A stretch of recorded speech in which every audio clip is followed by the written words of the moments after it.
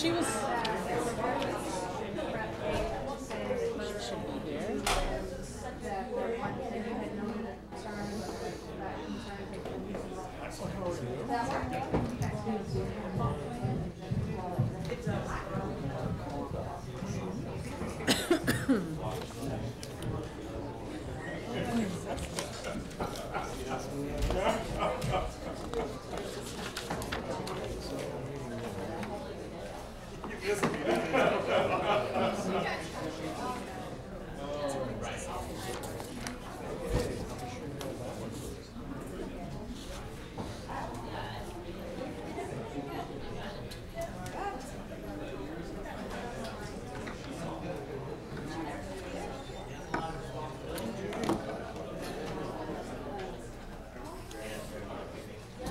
Feels like it was a million years ago that we all last sat here.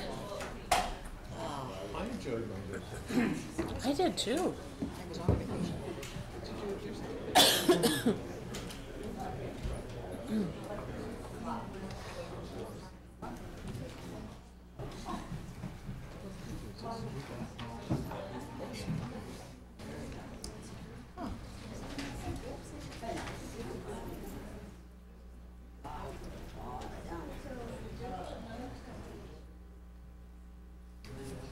All right. Good evening, everyone. Thank you very much for coming to our first meeting of the fall season. We would like to start the meeting with a moment of silence to remember the events of 9/11. So if we could just take a moment.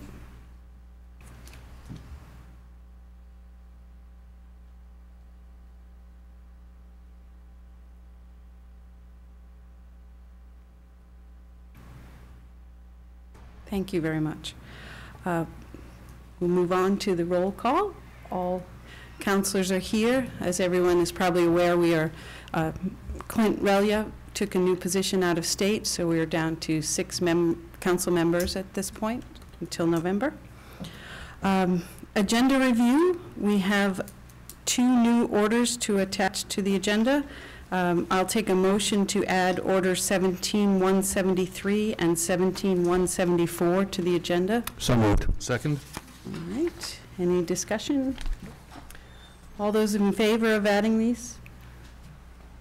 I need a unanimous vote to add them to the agenda. I don't know what we're adding. There's 2 orders which Sophie will go over in a little bit, but okay. Thank you. Thank you very much. All right, moving on to approval of minutes of July 10th and July 31st, 2017. Take a motion, please. So moved. Second. All right, any questions, corrections, comments? No? Hearing none, I'll take a vote. All those in favor? Passes unanimously. Thank you. The next item is a presentation report on plan to address Main Day concerns. Chief Ewing. Good evening, Josh Ewing, Police Chief. I'll try to be brief. As you recall from the spring, we brought to your attention, I think you're already aware, we kind of made more clear our concerns about the culture surrounding Main Day for the University of Maine and the problems that we've had in this community over the past several years surrounding Main Day. And we felt that the culture itself had changed to a point it kind of devolved into a party day rather than a day of philanthropy as it's supposed to be.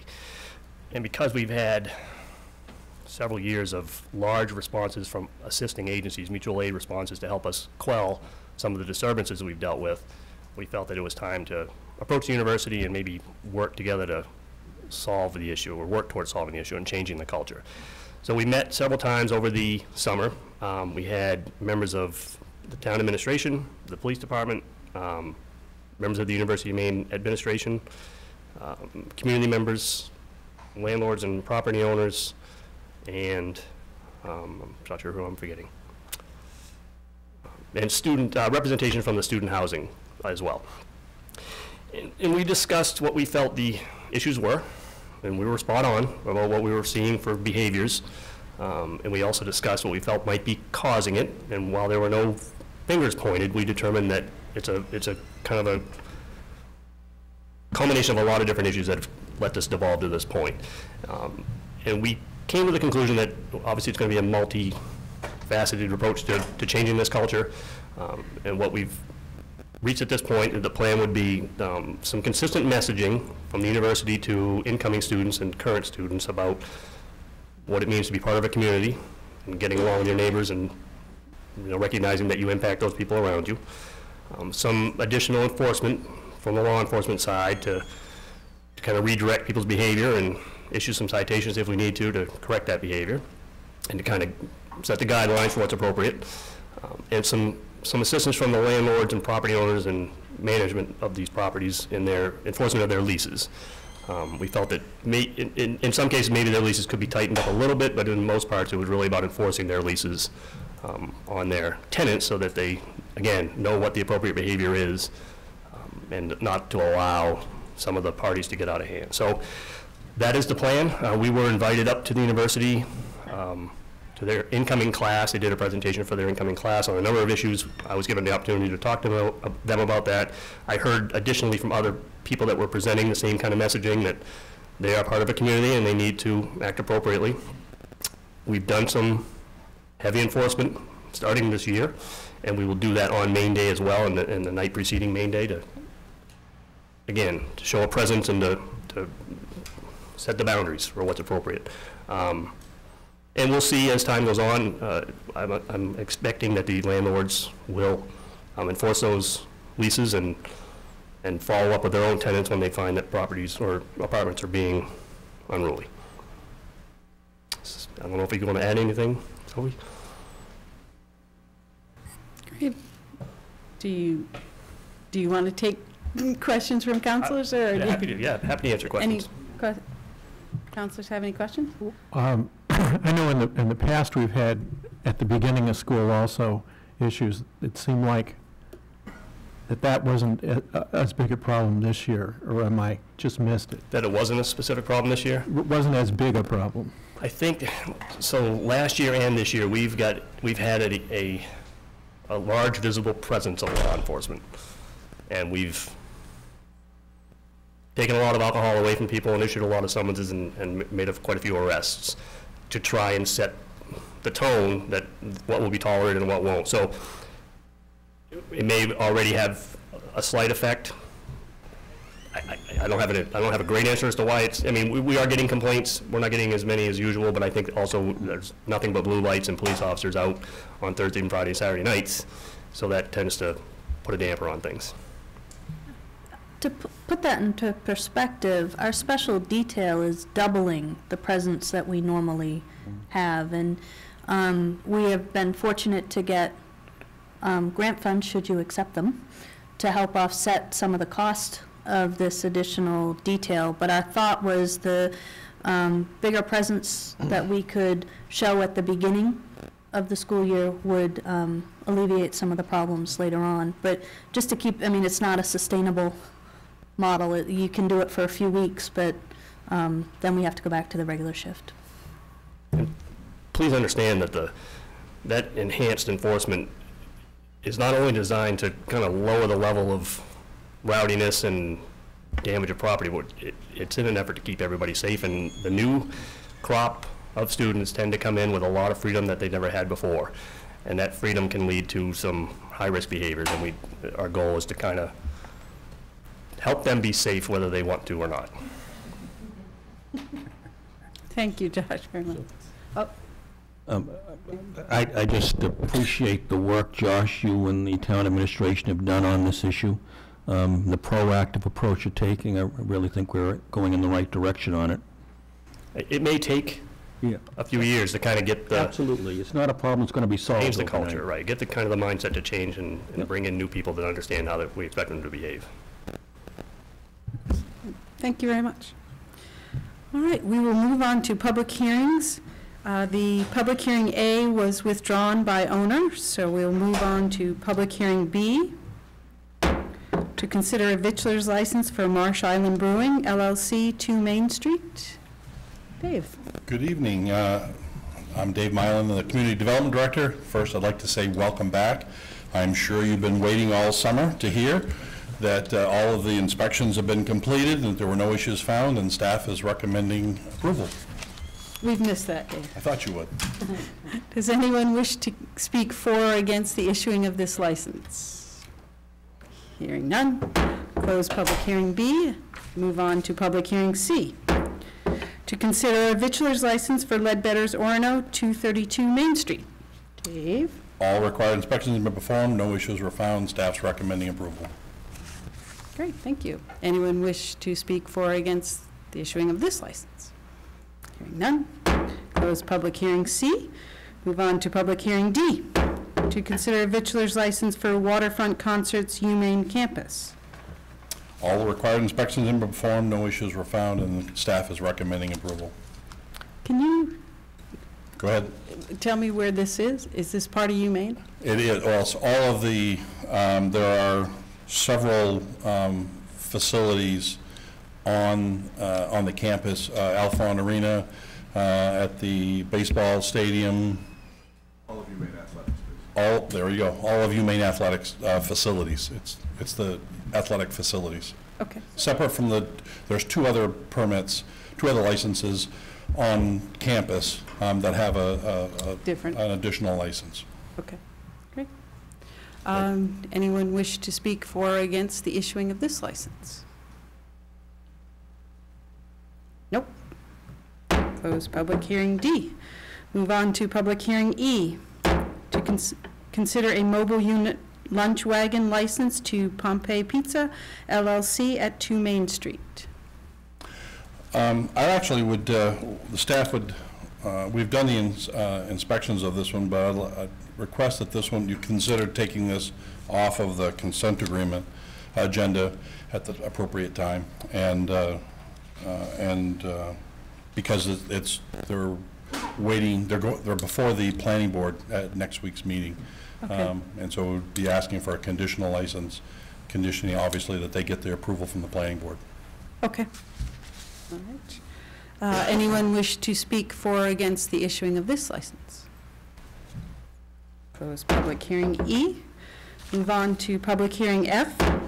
To consider a Class 1 malt, spirituous, and vinous liquor license and vitulers license for Harvest Moon LLC, 18 Mill Street. Dave? All required inspections have been performed and no issues were found, and staff is recommending approval. Great. Anyone wish to speak for or against the issuing of this license? Close public hearing F. Move on to public hearing G. To consider a Class 1 malt, spirituous, and vinous liquor license, special amusement permit for music, dancing, and entertainment, and vitulers license for Orono House of Pizza, Inc., 154 Park Street. All inspections have been performed and no issues were found, and the staff is recommending approval. Go ahead. I would just note on the material in your background package, there was a note from the police chief about noise complaint. That matter has been resolved to the chief's satisfaction. He feels that they went above what the town had asked them to do. Great. Does anyone wish to speak for or against the issuing of this license?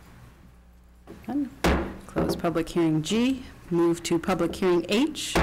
To consider a Class 1A hotel, malt, spirituous, and vinous liquor license, special amusement permit for music, dancing, and entertainment, and vitulers license for Black Bear Inn Associates 4 Godfrey Drive.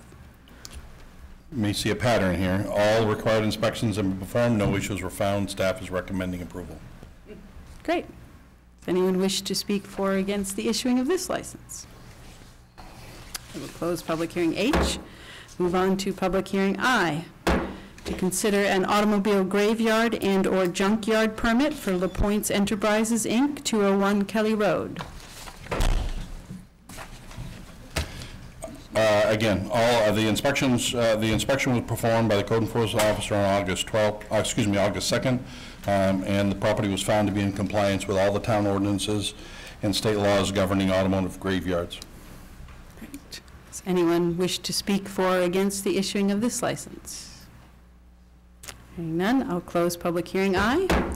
Move on to public hearing J. to consider an automobile graveyard and/or junkyard permit for the town of Orono off Taylor Road. The inspection was performed on August 1st, 2017 by the code enforcement officer, and the property was found to be in compliance with all the ordinances and state laws. Great. Does anyone wish to speak for or against the issuing of this license? None. Close public hearing J. Move to public hearing K, to consider an automobile graveyard and/or junkyard permit for Silver's Auto Parts, Inc., 485 Main Street. August 1st, 2017 was a busy inspection day for our code enforcement officer, and the property was found to be in compliance with the town ordinances and state laws governing automotive graveyards. Great. Anyone wish to speak for or against the issuing of this license? Hearing none, I'll close public hearing K. Move on to public hearing L.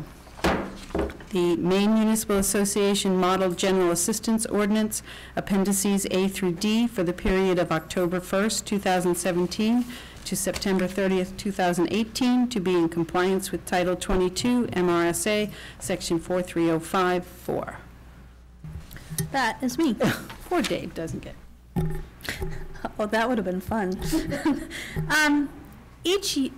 Municipalities across the state of Maine are required to fund and administer a local general assistance or welfare program.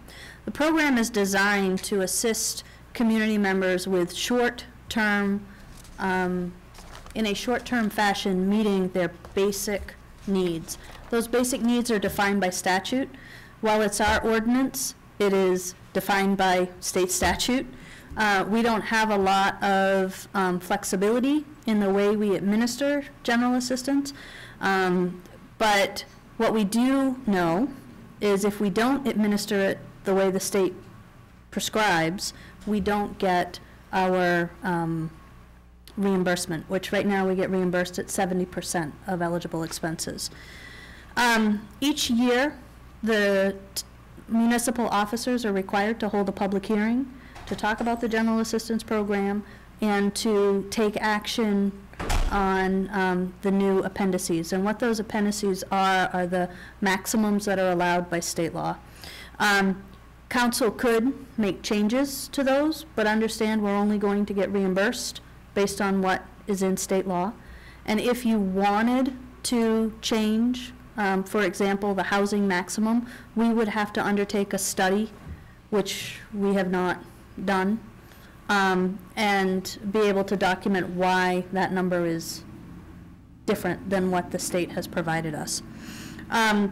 Right now, we have our town clerk, Shelley Crosby, doing the primary general assistance work.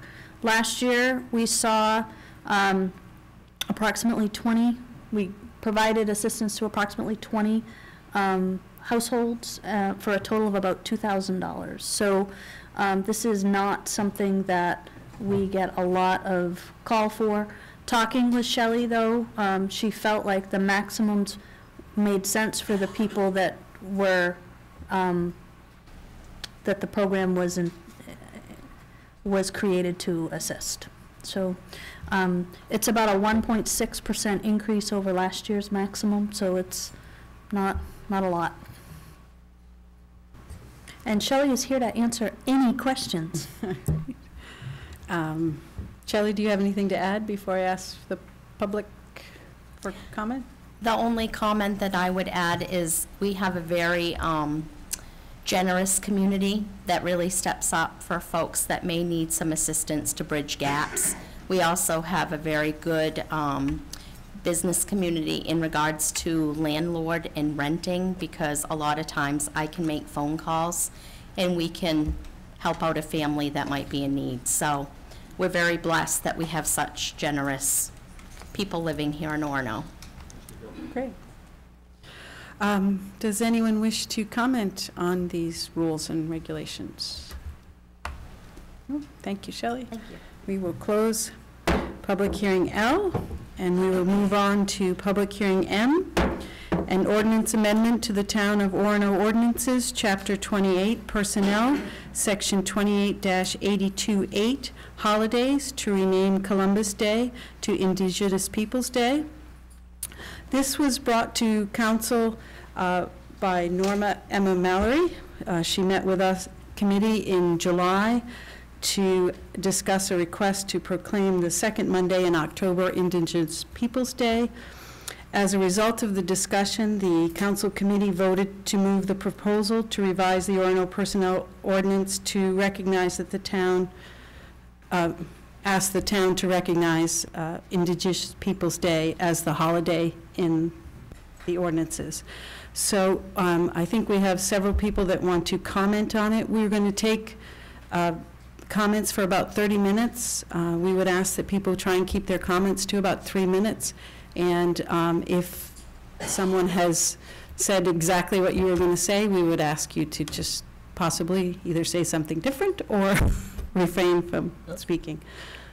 Could I just make a correction in your comment? I believe it's a correction. Okay. I think what the council committee voted to do is to bring this issue to public hearing. We did not vote to make a decision on it. We wanted to hear from the public, and that's why the public is here to inform us. Right, I apologize. We have not made a formal decision as of yet. So is there anyone that wishes to comment for or against this ordinance amendment?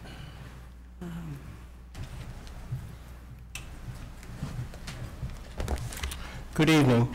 I'm Dan LaPointe, and I trust that my renewal for my junkyard went through okay. It did. Thank you all. I really appreciate that. I'm a Knight of Columbus, 4th degree. I'm also a Catholic. My family has suffered greatly in the past, not me, but in the past, from genocide, Maliseet and early Acadians, mistreated very badly by the English and then the Americans. I have this, which I just burned off, why we should have Columbus Day. It bothers me greatly that this council has entertained those elements of what can be called a sanctuary city. Political correctness must not displace our American history. This is very serious. Political correctness with a pecking order is everything against the Constitution. Opportunity, when it has to be done, has to be done. But it is not to displace the constitutional equal rights of every human being in this community. I appreciate so much that you're taking public comment. I will put this together and submit this to you. I think this is, in general, covers the topic fairly well. My concerns are this, and although some people may take objection to it, during this time when our country was founded and shortly thereafter we dealt with piracy. Piracy had everything to do with slavery. Indian tribes had slavery. This is a truth. If we went through every single dirty thing that existed and wiped out that history, we would never learn from these truths. We must not whitewash our history. We must not take this away. I can understand having an alternative and saying, okay, you could call it this, but to wipe out something that's in a tradition, within the American tradition, Columbus Day, again, I am a Knight of Columbus. I have a prejudice. Catholic Church came here in the early 1900s. They could not buy land in Orono for the prejudice back then. It had to be bought by an intermediary, farmed, and then ultimately donated to the bishop. This is repetitive and repeats itself again and again. This prejudice has a great depth. How dare you, I mean, I appreciate you considering this, but how dare anybody decide to destroy our history and our wonderful history that it is. Sweeping America, political correctness, sanctuary cities, and Antifa is destroying our history. Book burning, what's next? Dan, I'm going to Bibles? ask you to wrap up. That's been 3 minutes. Yes, thank you very much. What's next? Bibles? When you win, generally speaking, you get the right to rewrite the history. This deceit, and it is Thank you, Dan. deceitful, is not out for everybody. I just found out about this today. I know. You said back along, I'm very upset about this. Thank you, Dan. Please, if you just please state your name for the record. My name is June Sapio. My name is June Sapio. I'm Benawapskik. My great-great-great-grandfather was Chief Joseph Orno. I'm honored to be here today on our ancestral land, sharing this space with you all. I'm here today to honor my ancestors and ask that the town of Orono hear our words and replace Columbus Day with Indigenous Peoples Day. You have already honored my grandfather by naming your town after him. Now please honor him further by letting our history be shared in a good way. I have watched closely the reactions of others when this bill was passed in their towns, and I'm here to speak that I do not wish to erase history, nor do I wish to replace history. What I am here seeking is for the truth to be told, for the history of our nation to be honest and respectful for those of us who are here long, long before the man that you have honored in the past for discovering our lands. I will not talk today of the many atrocities that may or may not have occurred by this man Columbus. For me, it is time for our people to heal. And in order for us to begin the process of healing, we seek truth, a voice, and the venue to tell our history. It is said my great-great-great-grandfather was a very wise, kind man who lived a long, long life. He brought our people together with yours many, many moons ago to keep this country safe from tyranny and conquest. He pledged his life and all of our lives to serve justice, liberty, and truth. I now humbly ask you to stand with us and do the same. Kachiwaliwani, many thanks.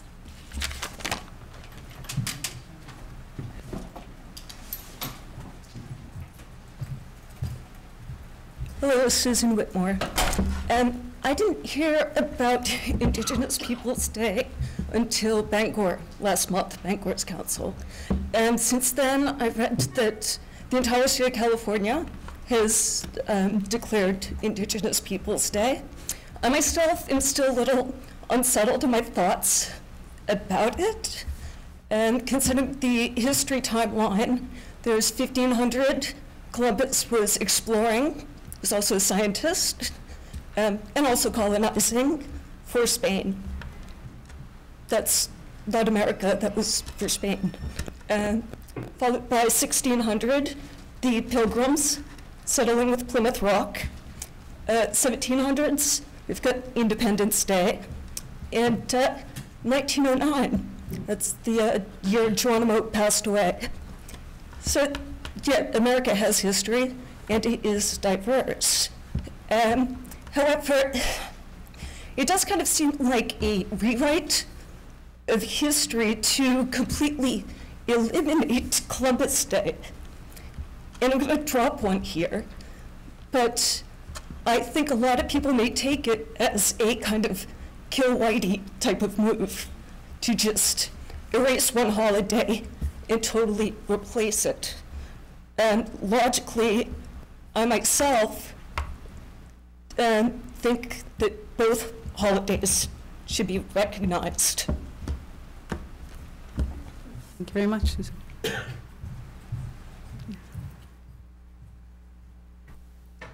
Hello, I'm Mullian Dana Smith.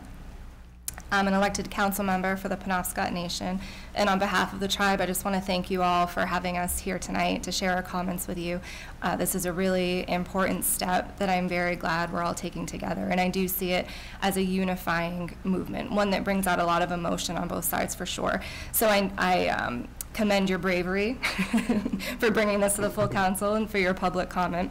I want to thank June for her, beautiful testimony about her family roots. I think that's so important to understand how deep our roots run here in this land. We have agreements with the University of Maine because of the strong, land ties that our tribe has here. So there's certainly quite the, intermeshing of our two communities.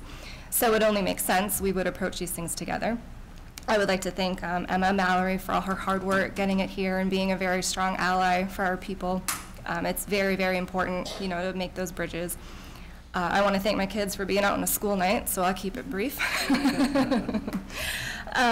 Basically, what we have here, and I know I would actually like to thank the first gentleman that talked because he hit quite a few key points that, since we've been able to accomplish this in Bangor, have kind of come out as strong concerns about this, and they are valid concerns, and I thank him for speaking them tonight.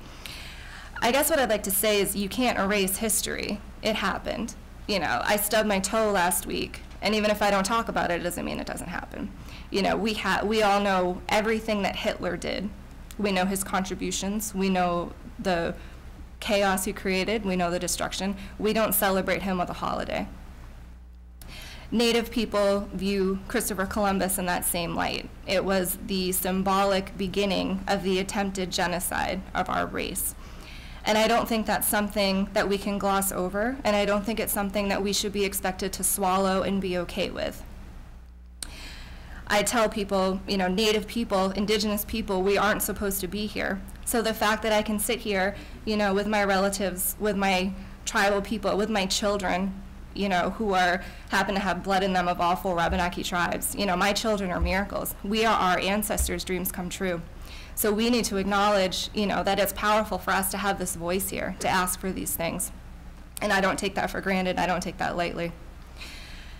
So we have the history of Columbus Day. So how can we deconstruct that legacy and analyze a flawed historical figure that made many contributions? I like what one of the Bangor council members said.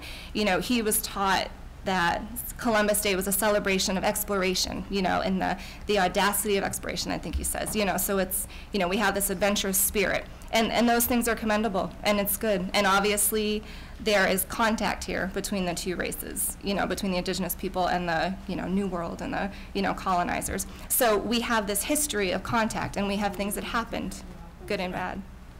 I'm going to have to cut you off. It was 3 minutes. I'm sorry. Well, I'd like to finish very quickly. Go ahead. So I really commend you for taking this brave step, and on behalf of our tribe and our nation, I understand the very valid concerns, but I see this as a unifying thing that will create many, many great feelings and give us a day to actually celebrate. Thank you.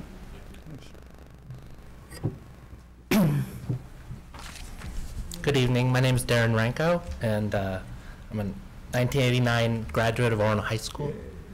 Mr. Perry, thank you so much.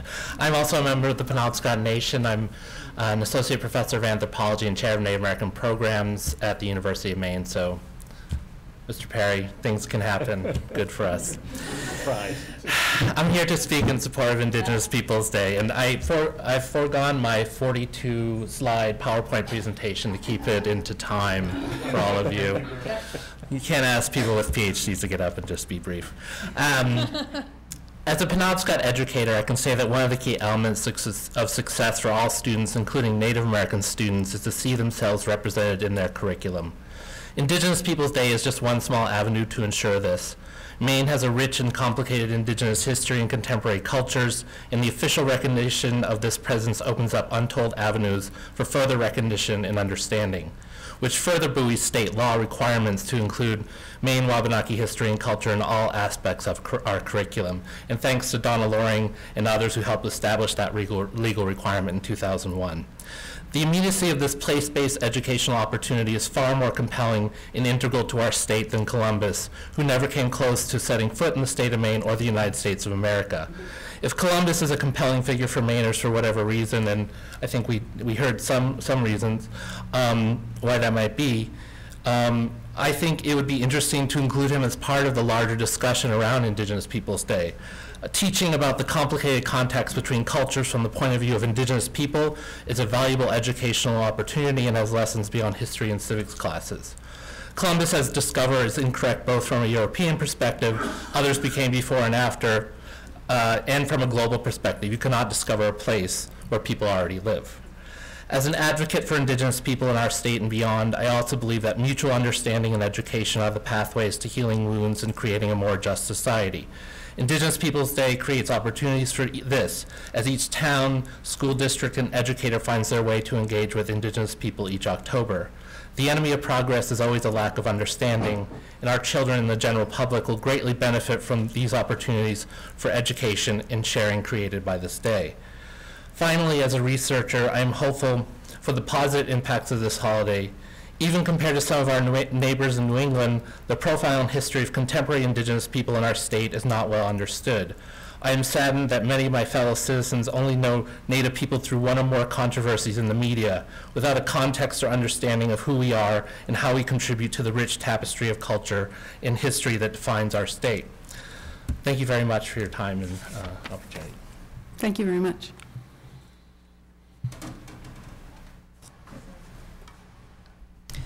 Good evening. My name is Sherry Mitchell, Wanahamugasset from the Penobscot Nation, Penobscot, and I am here to talk in favor of Indigenous Peoples Day. I would like to thank the Town Council for giving us this opportunity to be here to speak with you tonight. And I would also like to thank Nora Mallory, AKA Emma, for her incredible friendship and support of tribal peoples, and June for her leadership in bringing this issue forward to the town of Orono, named, as she said, after her great-great-grandfather.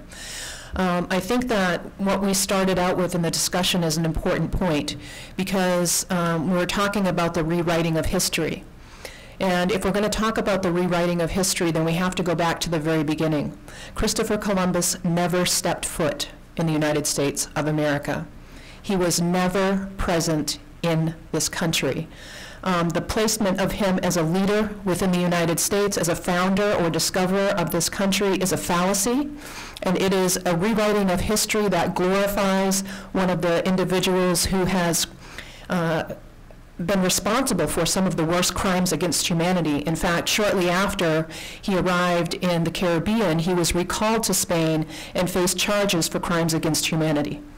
And so when we think about what we're doing here today, we're not rewriting history, we're correcting a fabrication of history, we're acknowledging the woundings of our past, and we're creating a new pathway forward together.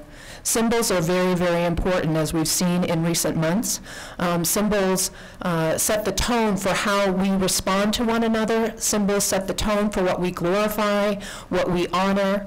And the symbols that have been glorified in this country oftentimes are a reflection of violence, dominance, subjugation, genocide, and oppression. The symbols that we create today are going to actually forge the pathway that we're going to make into the future together. So we have the opportunity to come together and to be able to create a symbol together today that is actually going to lead us into a future of greater harmony, greater respect, greater acknowledgement for the truth of how this country was founded, greater truth about the role that the Indigenous peoples played here. Our people were the first in this region to meet the newcomers to this land, and we opened our arms to them to help them. And in return, we were slaughtered. Look up the Phipps Proclamation, where there was a bounty put out on Penobscot heads. We've come a long way since then. We first came here to you to reach out a hand of friendship in regard to your participation in the case that sought to take territorial rights away from the Penobscot Nation.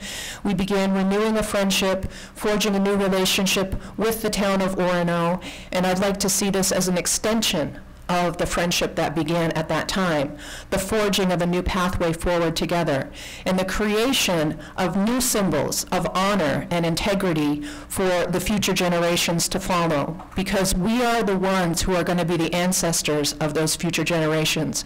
And what we do today together is going to determine the type of people that they end up being. We can see by looking at those, I'm almost done. Okay. We can see by looking at those who walk in the streets with symbols of hate, what the symbols of our past have fostered. If we want to foster something more positive going forward, then we have to very consciously think about the symbols that we put forth to be honored. Thank you very much. Thank you.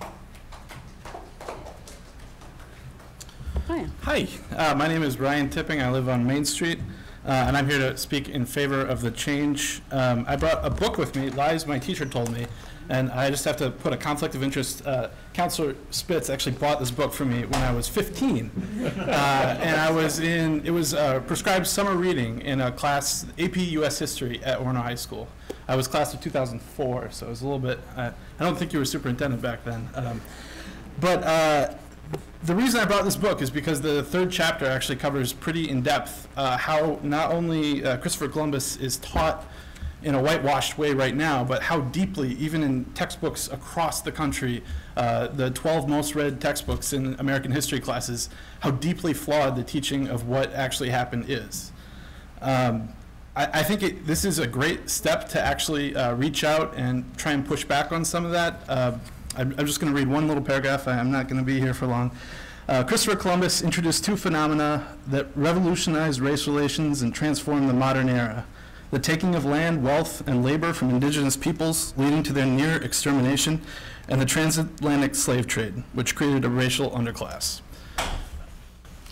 When I think about the purpose for holding holidays, I think we should uphold positive attributes and people that we can all celebrate as an entire town, as an entire state, as an entire country. And I think that's important when we look at what holidays we do want to celebrate. I voted for this when it came before the State House. We lost by about 10 votes in the House, and I don't think the Senate even took a vote on it. I think it's something that our town can do. We know we have very deep wounds. The Truth and Reconciliation Commission brought a lot of those to light, the things that our state did to the Wabanaki people. I think this is one small thing that we can do in Orono to at least try and set it back on the right track. So, I just want to apologize. I usually come before you with a tie and a haircut.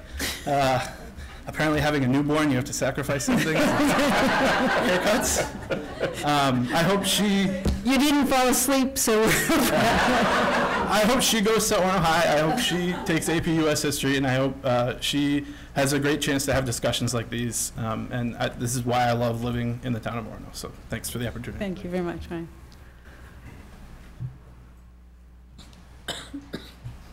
Hi. Hi. My name's Alan Cobo-Lewis. I'm a resident of Orono. I want to thank everyone for coming out tonight, especially the members of the tribes, whether they're residents of Orono or not. So I did not go to Orono High School. I went to high school in New England, where we celebrated Columbus Day. And when I moved away to college in Florida, which is a place where Columbus came at least closer to setting foot, there was no celebration of Columbus Day. I thought that was interesting. And I was out of New England for a number of years, and Columbus Day was one of the more obscure days on the holiday in Florida and Wisconsin and Illinois.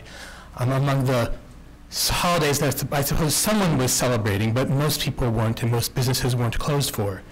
And when I moved back to New England in 1998, I was a bit taken aback that it was still celebrated around here. There is another way. There is another way in the United States. This is not a radical move, but it's an important move. I was very pleased to hear a direct descendant of Chief Orono testifying this evening, because if the name of the town is going to mean something beyond a mascot, if it's going to mean actual respect, then you need to respect the people that you say you're respecting, and this is a way to do it. It's not going to fix anything. It's not going to fix everything, but it's an important step toward taking ownership and saying the truth. So I hope you'll support the resolution. Thank you. Thank you very much.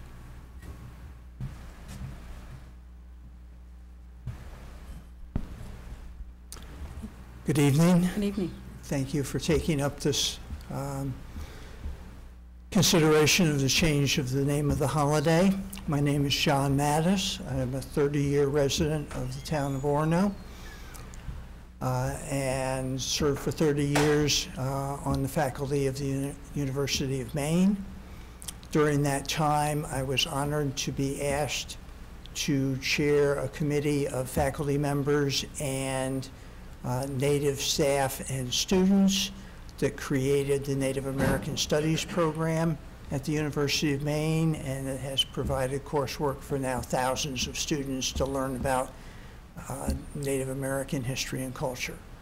I think that's a very important step forward, actually predated the state law requiring that all schools in Maine do the same. I'd like to take you back for a moment to 1992, which was the 500th anniversary of Columbus's arrival in the Americas. At that time, I was a relative newcomer to Maine. I came here knowing absolutely nothing about the Wabanaki people, and I've been on a 30-year learning journey to come to understand some of the history and culture of the Wabanaki people in relation to the state of Maine.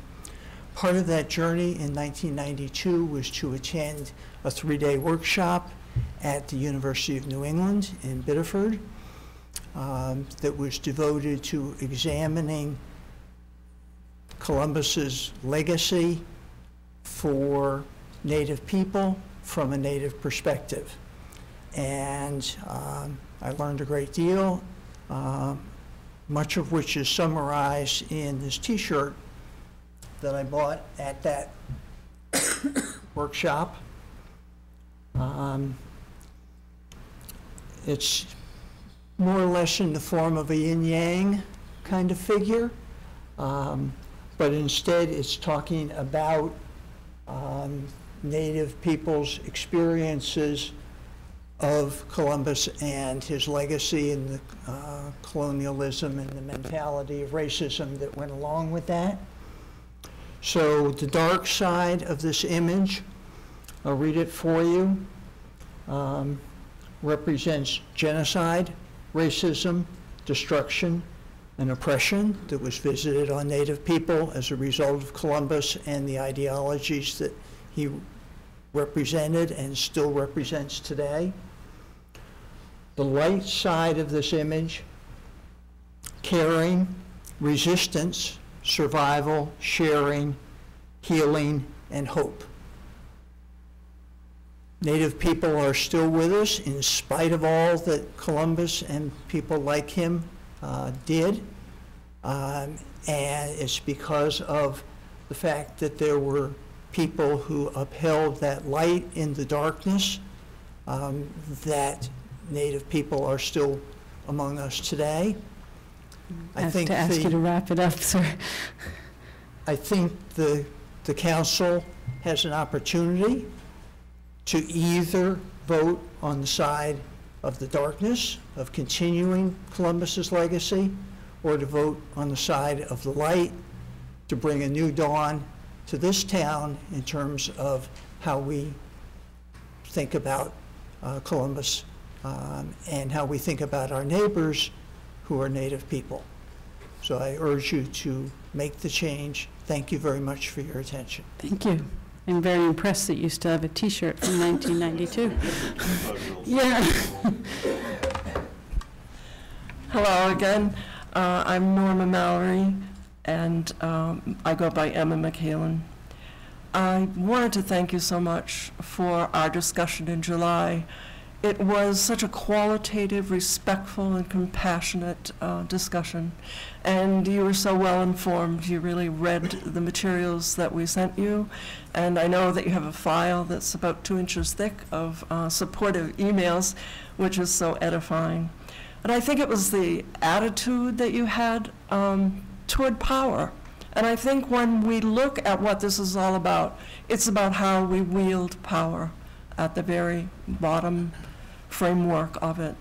And I really am so proud to live in Orono because I feel like we really have commitment to being just and to hearing one another and to all of the cultures who gather here in our vicinity.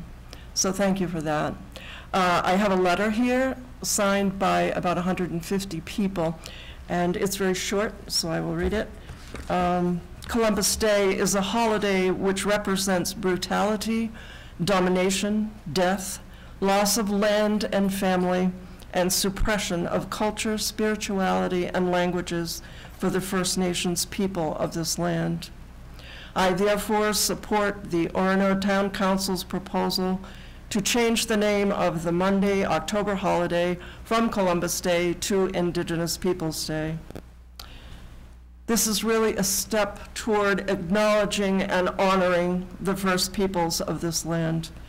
And it's also a step in forming collaborative and caring connections so that together we can begin to heal and grow toward building truth and trust.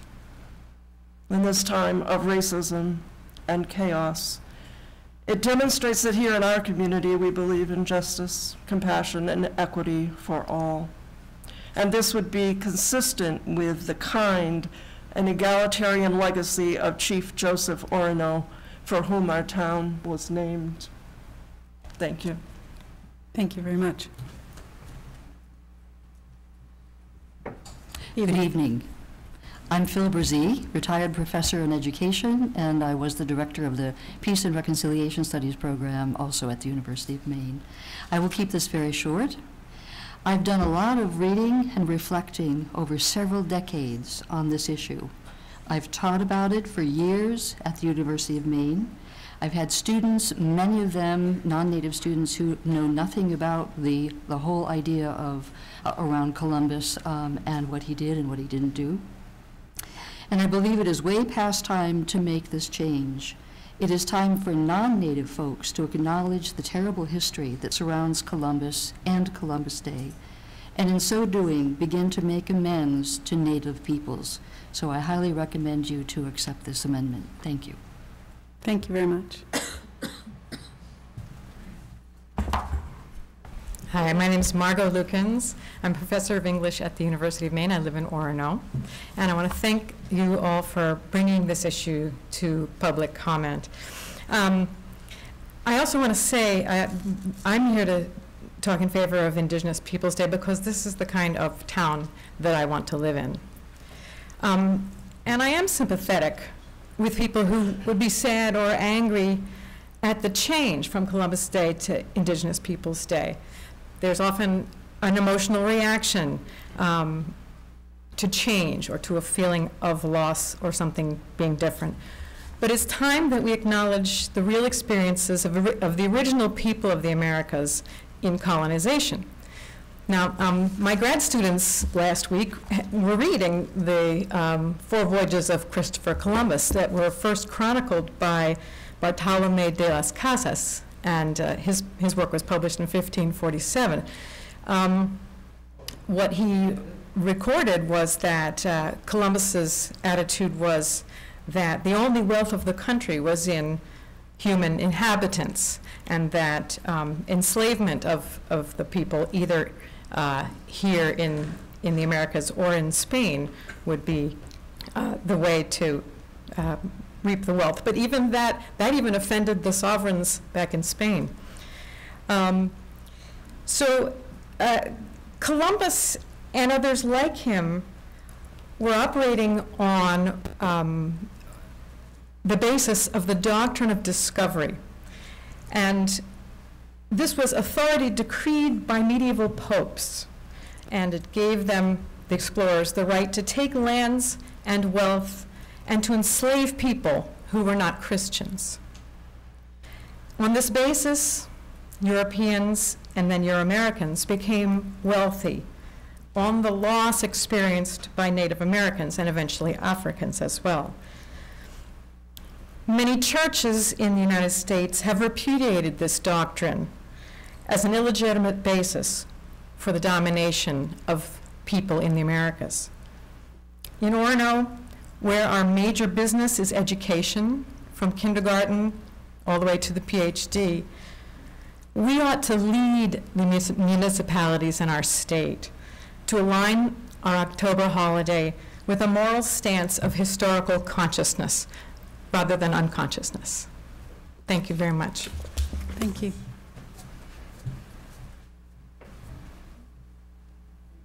I'm Linda Kaler, and I'm an Orono resident, and I'm very grateful that this issue has been brought to public hearing, and it makes me proud to live here.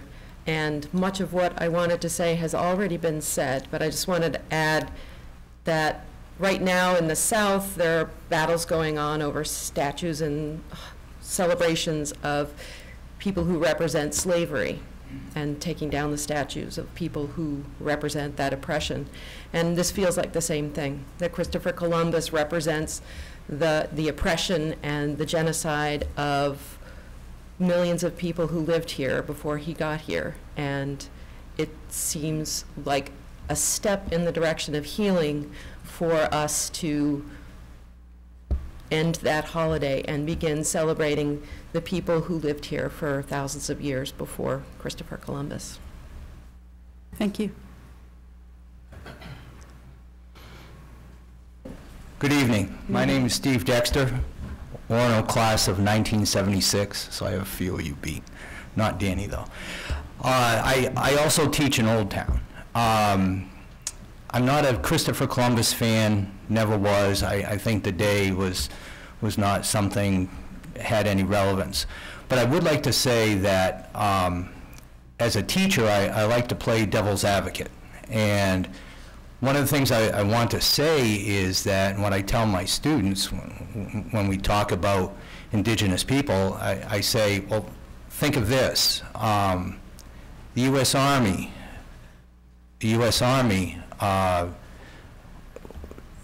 was involved in genocide, murdering thousands and thousands of indigenous people, and yet we still respect the flag, the same flag that has the blood of many indigenous people. I think this is an issue, and I applaud everyone with the efforts that we've done, but this is a national issue. This is something that the entire United States should be concerned with.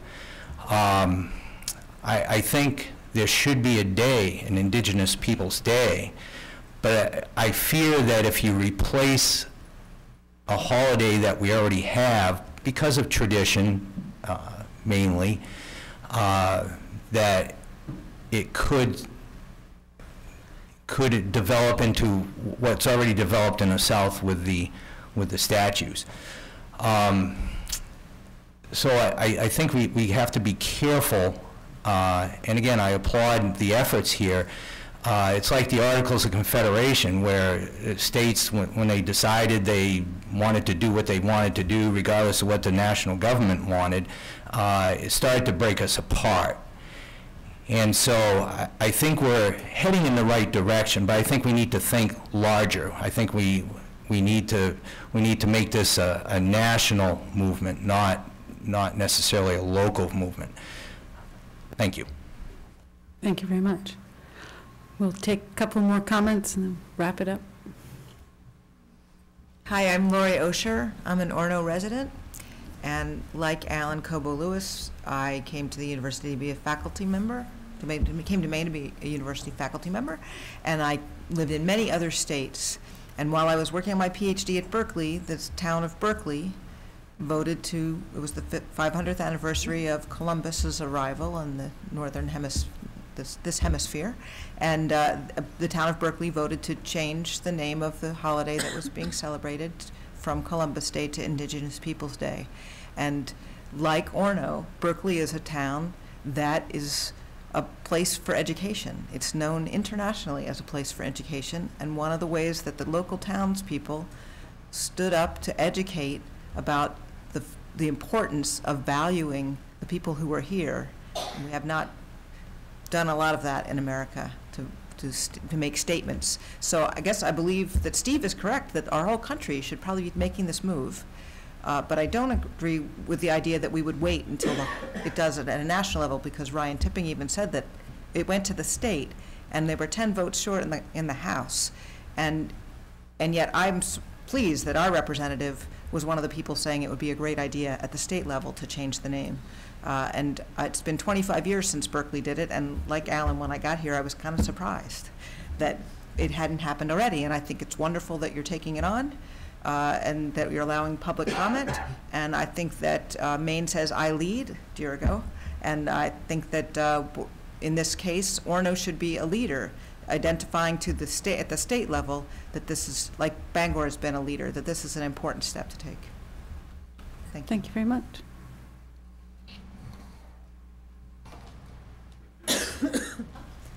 Hi, my name is Kathy Moore, and I have lived in Orono for about 8 years now, and I moved here from Wisconsin.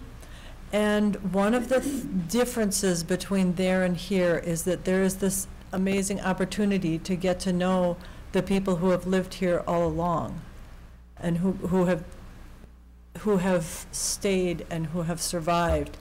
And part of what I like about Orono is that there is that opportunity, and I feel like this is a step to make that continue to be possible, and for the respect between us to continue. Thank you. Thank you. One last comment. Hi, my name is Ann Pollard-Renko. I've lived in Orono my entire life, and my ancestors have lived here for thousands of years before I was born. But I belong to the Penobscot tribe, and this place represents, so much importance to me and my culture, as well as, I see the importance to everybody here, and, it means something to everybody. And I think that, when you think about values that can unite us, we think about, progress and moving forward, but also being respectful of the past. And I think that as part of respecting, the beautiful legacy that we'll leave behind, as so many people have so eloquently touched on, that, it's so important to also, had our contribution. And I think changing, the name of Columbus Day to Indigenous Peoples Day is a definite step in that movement forward. And, I really thank you so much, and everybody, for your comments and for considering. Thank you very much.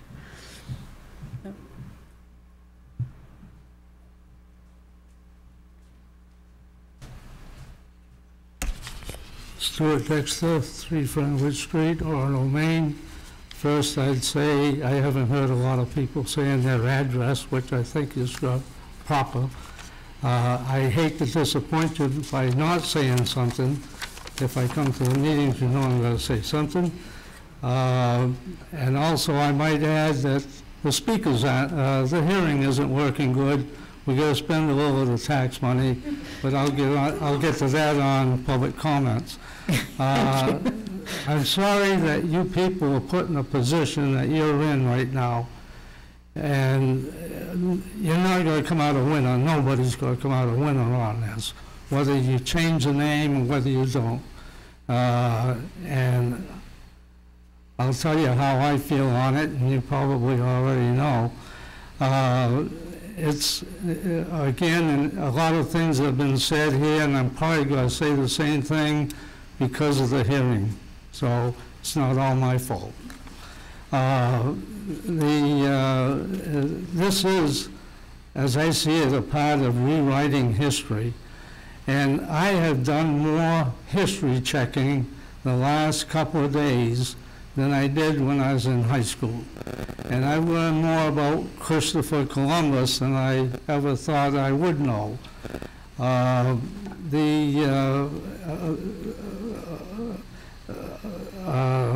couple of things. First of all, as I interpret it, Christopher Columbus Day is October 12th, the day that he landed on this hemisphere. It isn't his birth date, it isn't his date of death, it's not what he did. This celebrates the day he landed on this hemisphere.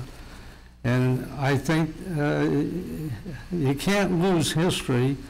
I did find out he wasn't a very nice man, but there's not very many people that are in position that are very nice people. I have 3 great-grandparents who were part of the, I can't even pronounce the tribe, Patukat, something like that. But they were destroyed by the Mohawks. That wasn't a European group that came over and just wiped them out. It was another tribe. I assume that tribes have been fighting ever since there have been tribes.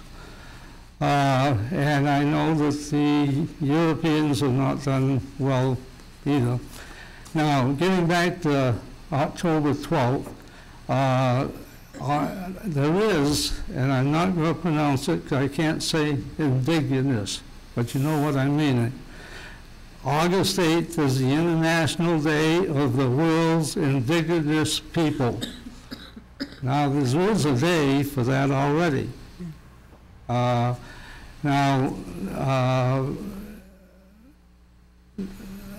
Let me get I can't read my writing, but that's all right. Stuart, I'm going to have to ask you to wrap it up if you Okay, can. I'm going to wrap it up, same as some of the others wrapped up, and take a very quickly, I'll say I don't think you people should be voting on this tonight.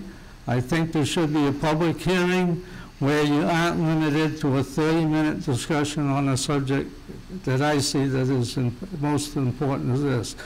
The other thing is, I would recommend that if you want to change the name, I say keep it Columbus Day, but let us take October 13th and call it Orono Indigenous Day. Take Orono Festival Days, change that to the Joseph Orono Day. There's a number of days you can do this. Now, and I just finally wrap this up. To me, the three most important days that this mankind has done over the last 9,000 years. The first one is a religious one, so I won't bring that up. The second one is July 20th, 1969. Now that is a day that should be remembered. In case anybody wondering, Neil Armstrong stepped on the moon the first time. And I equate that with what Columbus and his people did traveling across the ocean and coming to this hemisphere. Those three items are the largest I can see, and I cannot see changing the name of Columbus Day. So, Thank you very much. I also wish that I was somewhere else tonight other than here discussing Columbus Day. Thank you. Thank you, Stuart. Thank you very much for everyone's input. We will close the public hearing. Do we have a chance for questions? Can I ask a question? Sure, if you want to ask a question. I do. I want to.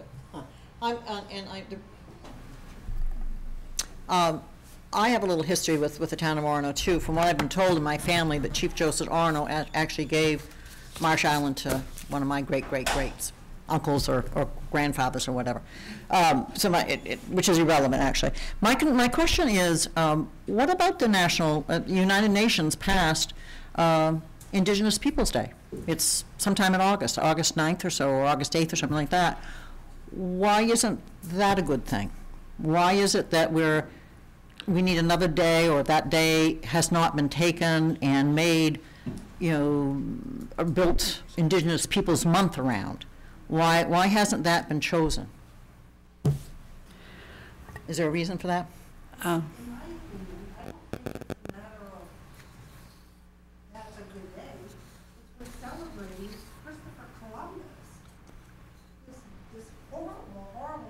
But if it hadn't been Christopher, what about John Cabot? What about DeSoto? What about Coronado? What about whatever?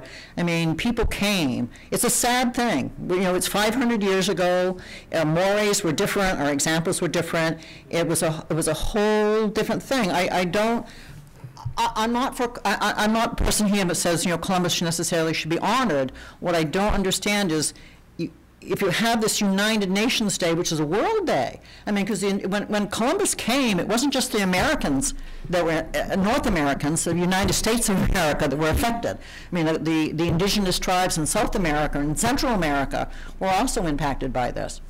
So I'm just curious why that day doesn't suffice, and why it hasn't been built into a bigger thing, like a whole month of celebration and education of the indigenous people's role in our lives, in our history. I think that's a great question. We weren't able to take audio from the audience right now, just to remember to remind people that. Why don't we take like one A couple more question. in response to that. And then we'll close the public hearing, because this is kind of a discussion really that Sure. council should be having, I think, rather Yep. than.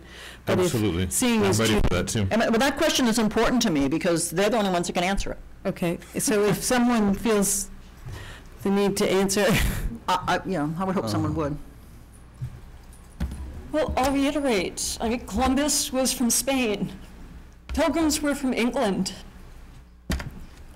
Oh, the French came, Champlain. And as I said, I think other people are in agreement. Why not select another day aside from Columbus Day? Is anyone in America really innocent of a history of bloodshed? I mean, you yourself were bringing up Hitler after I spoke. Okay. Ask Jewish people to forget that, or just erase that, or pretend that didn't exist. Well, that's what you're saying. You're saying erase Columbus. Susan, erase We're going to bring this Hitler. back here. We're I'll a say little off mark here. it comes off as a kill Whitey issue. Okay, thank you. Could, Sherry, I'm going to ask you to answer Judy's question, if you could. Thank you. I would be happy to. Thank you. I think that it's an important question, and I think that if you would prefer to call the day Chief Joseph Orono Day instead of Columbus Day, that we'd probably be happy with that as well. And I think that the point is that we want to go forward in agreement that we have evolved our consciousness as human beings, that we are choosing consciously to no longer support a man who has committed some of the most heinous crimes against humanity, who is not the discoverer of the United States, who never set foot on this land. So I think that, recognizing, well, we already have an Indigenous Peoples Day, so why do we have to change this? This really isn't about this. This is about us coming here to actually make a conscious choice together as friends to move forward in a way that does not symbolize the genocide of Indigenous peoples. That's why the suggestion for Indigenous Peoples Day was made. If you would prefer to call it Chief Joseph Orono Day in the town of Orono, I think that would be adequate. The point is that we no longer want to put forth symbols of domination, oppression, genocide, slavery, some of the most heinous crimes against humanity as symbols of honor in this country, that we want to show that we have come together, that we have grown together, that we have evolved our consciousness together, and that we are making conscious choices about how we want to reflect ourselves into the future. Judy, does that? Dan, are you going to answer Judy's question? Because I really don't want to take much more public comment. We've got a big agenda. In part, yes, I am going to do the best I can. Again, honoring World Day versus displacing Christopher Columbus Day.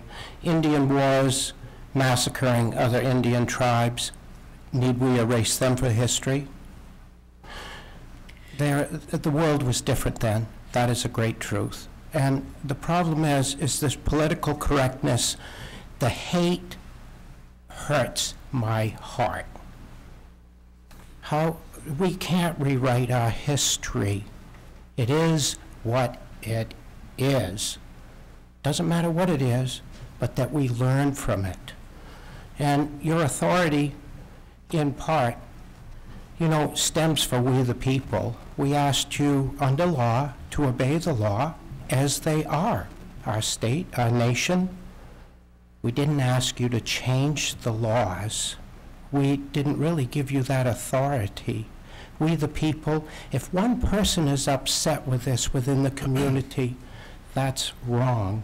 And when you talk about we expected you to adhere to existing laws, not let the humane system be a steamroller.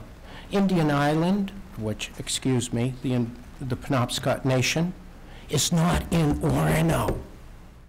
It isn't here. We have the name as part of the honor. I think Judy has her answer to her question at this point. Very good. Thank you very much. One thing, the Penobscot Nation assisted the Catholic Church, St. John's, in a place that was not supposed to be built in Bangor.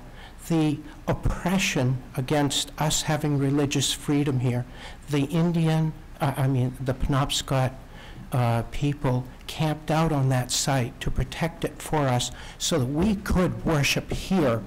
Okay, Please thank don't you. take this away from Thank you very much, Dan.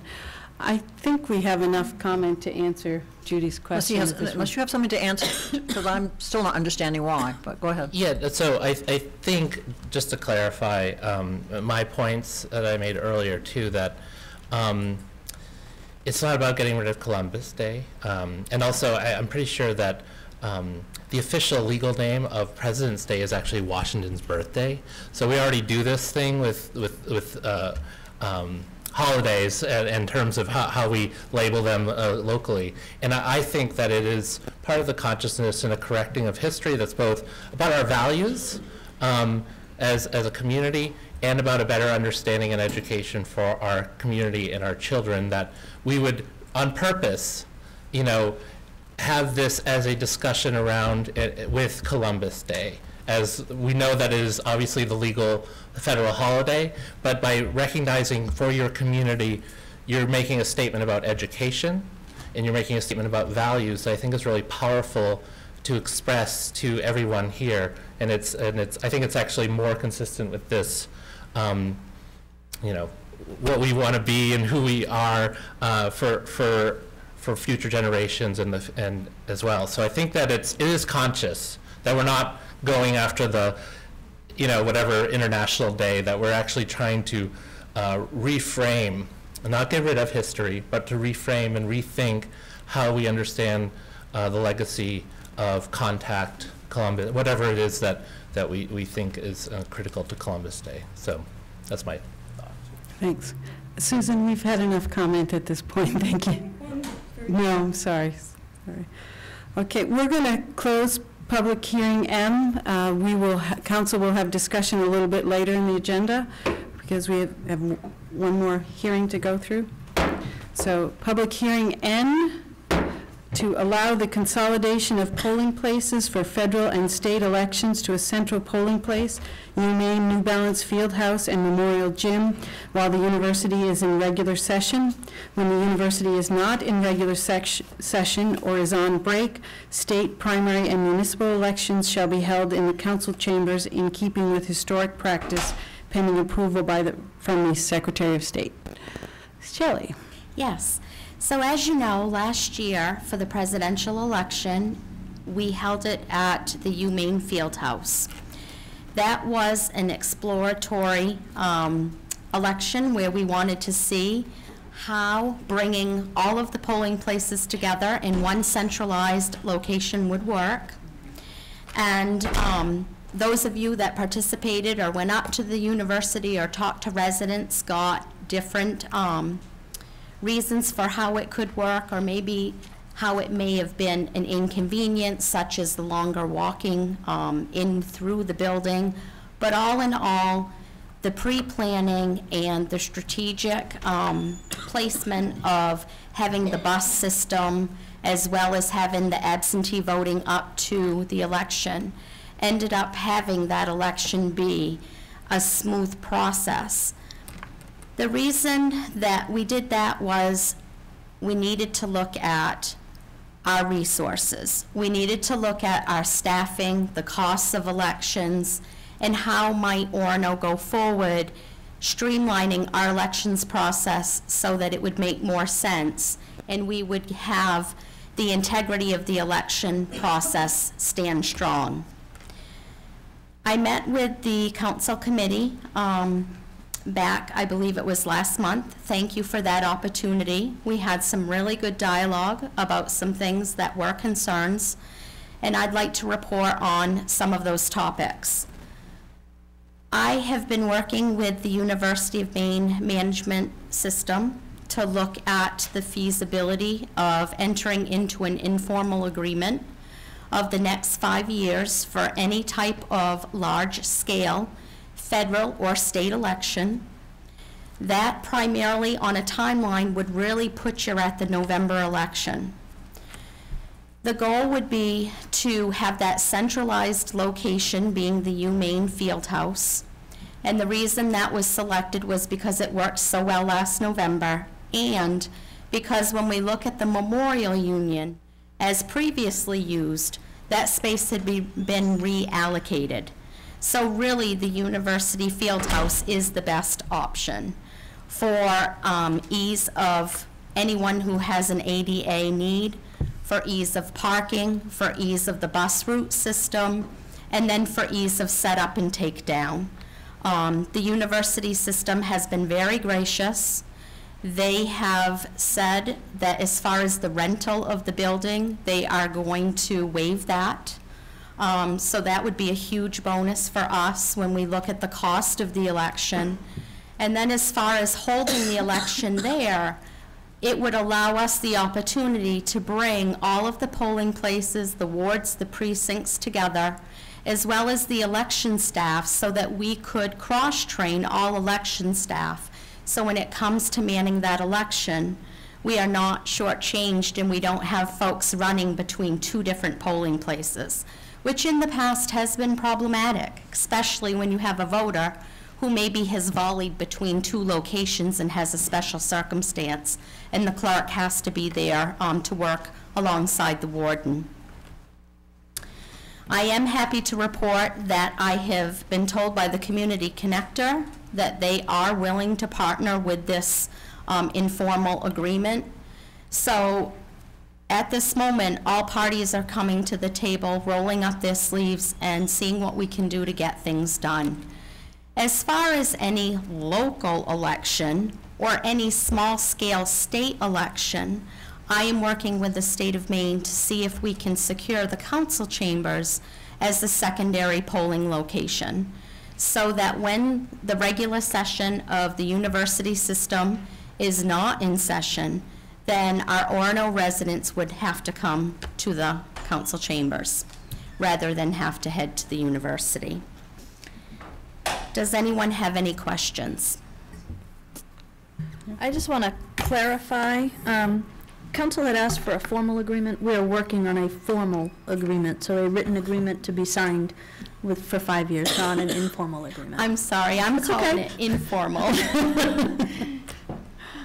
Does anyone have any questions of Shelley before I open it to the public? No? All right, thank you, Shelley. Does anyone wish to comment? Laura, you're going to have to come to the mic if you would. And if you would please state your name and address for Stuart. Lori Osher. I live in Orono at 13 Mayo Street. Thank you. And my question is, how did the changing the venue affect the attendance? Because I know that there's records of how many people come to each election, and we could compare elections that were presidential elections or elections that maybe only had town and city and school board, town council and school board, and elections that have an initiative. And so comparing it to a very similar election, how did it seem to affect the turnout in Orono? That would be my question. So last November's election was on par with our previous presidential elections that we have held. I have done a 20-year study of the elections because that was a point that was made when we entertained this idea. For the 2016 election, we had 5,610 voters turn out. And then back in 2012, you had 5,495. The election previous was 58, so it was right in the middle. I will say that we did have a large number of absentee ballots, but that was a convenience that we added in-house downstairs. So if anyone had any adverse feeling about going to the University of Maine, we afforded them every opportunity to vote. Thank you. Anyone else have any questions or comments? Thank you very much. I will close public hearing N. And before I forget, the letter that was signed by 150 people, if we can have that for the record when you get a chance. Thank you. All right, moving on to acknowledgements by council members. We'll start with Megan. Oh. Welcome back. forgot about this part. I'll keep it very brief. I just wanted to acknowledge the Public Works Department for doing some pretty amazing work out in the cemetery on that Civil War statue. It looks beautiful. The landscaping's beautiful. And if you haven't had a chance to go out there and check it out, I highly recommend it. So, as always, our Public Works Department does a great job. Thank you, Megan. Judy, do you have anything? I just came off vacation. I'm just sitting here. I'm still vegging. Okay. Tom? Well, a couple of things. I do appreciate all the people showing up and giving us their opinion. That is very valuable. And for one, I appreciate that very much. The other one is I wanted to thank you for putting the 911 piece at the front. That's very appropriate for the situation, and thank you for doing that. Tom? Yeah, a couple of things. I would just like to say I enjoyed the month of August not having a meeting, and I hope we institutionalize that. We meet a lot, and we do a lot of good business, and barring emergencies, I think August is a great time to have a break. On a more serious note, I would like to acknowledge the passing of Orono resident Alan Hutchinson. Many of you knew Alan. Alan, for many years, was the executive director of the Forest Society of Maine. And in that capacity, he was responsible for the conservation of over 1 million acres of land in the state of Maine. A great diplomat who worked effectively with landowners, conservation organizations, to bring about a tremendous legacy for the state of Maine, and who's going to be sadly missed. Sam? Other than sharing Tom's appreciation of August, I have nothing to contribute. Okay. Well, I would just like to thank everyone for coming and giving us all of your comments, and also to remind people that we have a special election in November for a vacancy on town council, and you have till September 22nd to get in your nomination papers. If you have an interest, you can talk to Shelley if she's still here. All right. Move on to unfinished business. We don't have any. I will take a motion for the consent agenda. Can we hold on, please? Can we remove Order 17-144 to pull that from the consent, which is the Pompeii? Would you like to make a motion? I would move. So move to remove. Oh, okay. I was going to ask him to move the consent agenda with that taken off. Sure. Is that what you said, Tim? So moved. Thank you. That's okay. I will second. Okay. Thank you. All right. I will take a vote on the consent agenda without 17-144. All those in favor? Passes unanimously.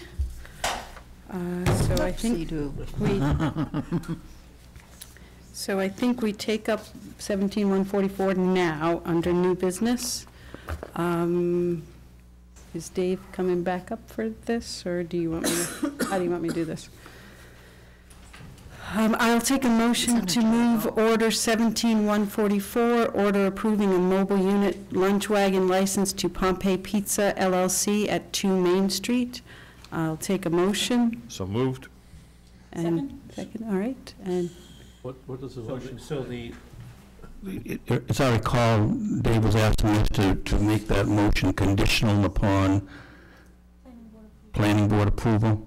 Correct. I'm wondering if the makers and the seconds would agree to a modification of that so that we are moving to approve this conditional upon planning board approval. Agreed to that modification. Do we have to restate the motion? Is that what you're asking? No.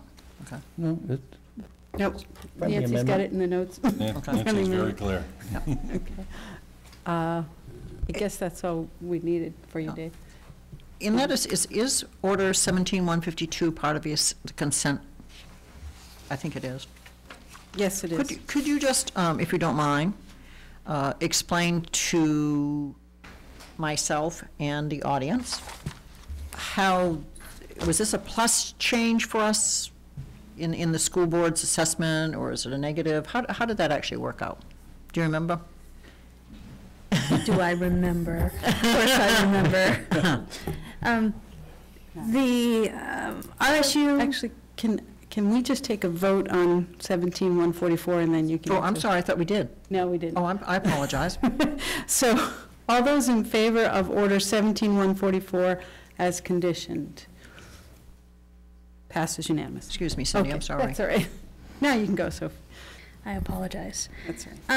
Apologize to Nancy.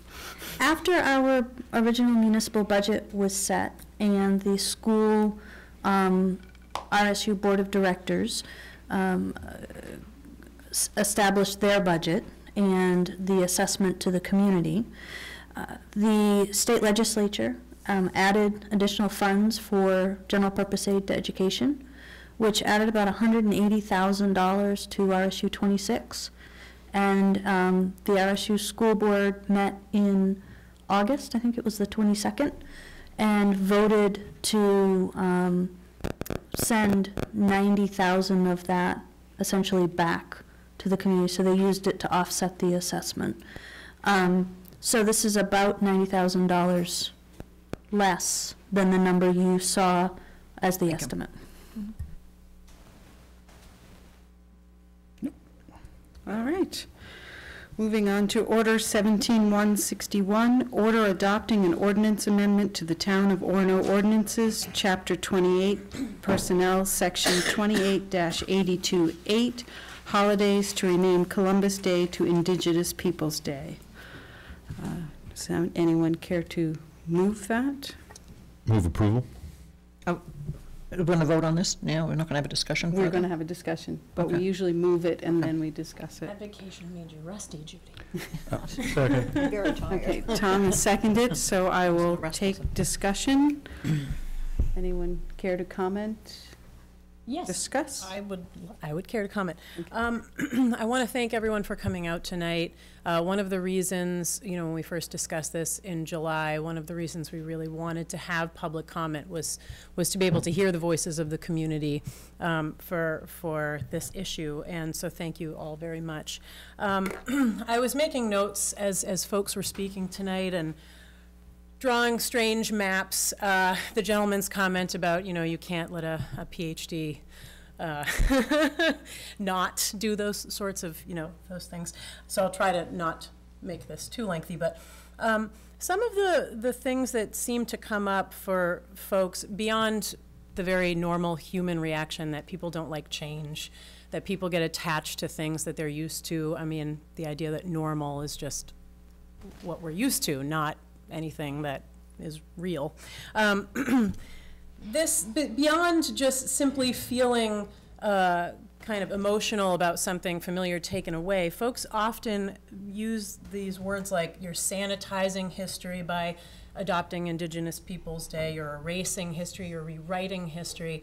And to me, that seems kind of like a strange comment to make, in that the way that we currently celebrate Columbus Day is in and of itself a rewriting of history. To me, this is an opportunity to make a symbolic gesture, yes, but also to educate, which is something that I think we should be doing.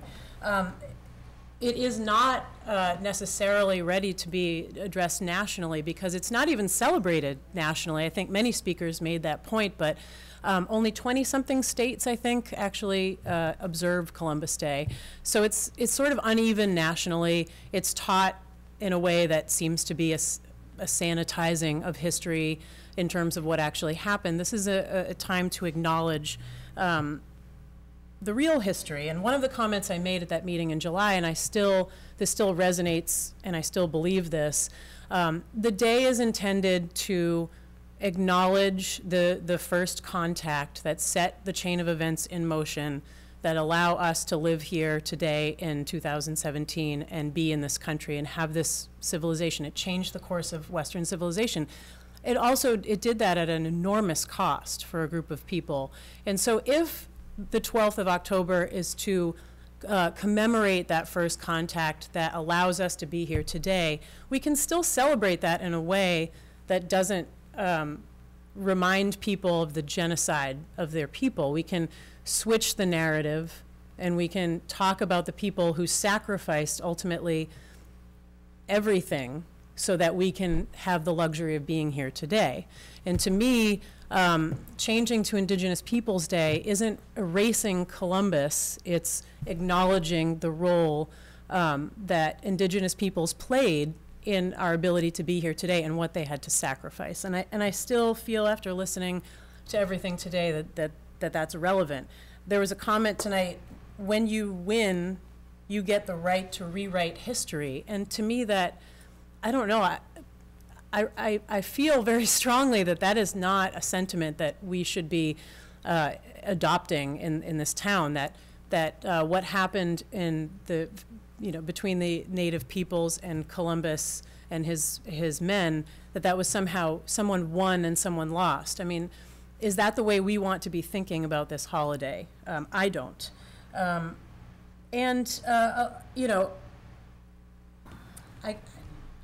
guess what it really comes down to is somebody brought up the point, let's have a holiday that we can all celebrate. And that's what really I feel strongly about at this moment.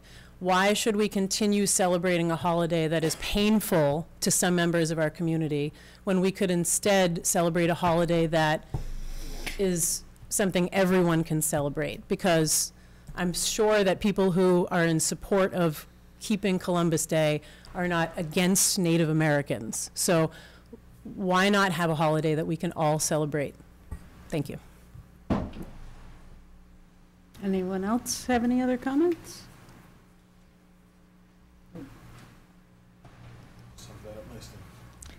So would anyone consider the suggestion that was made? Because, again, I know there's only a few people here that spoke not strongly in support. I think that there might be more people out there, but again, the compromise, and Councillor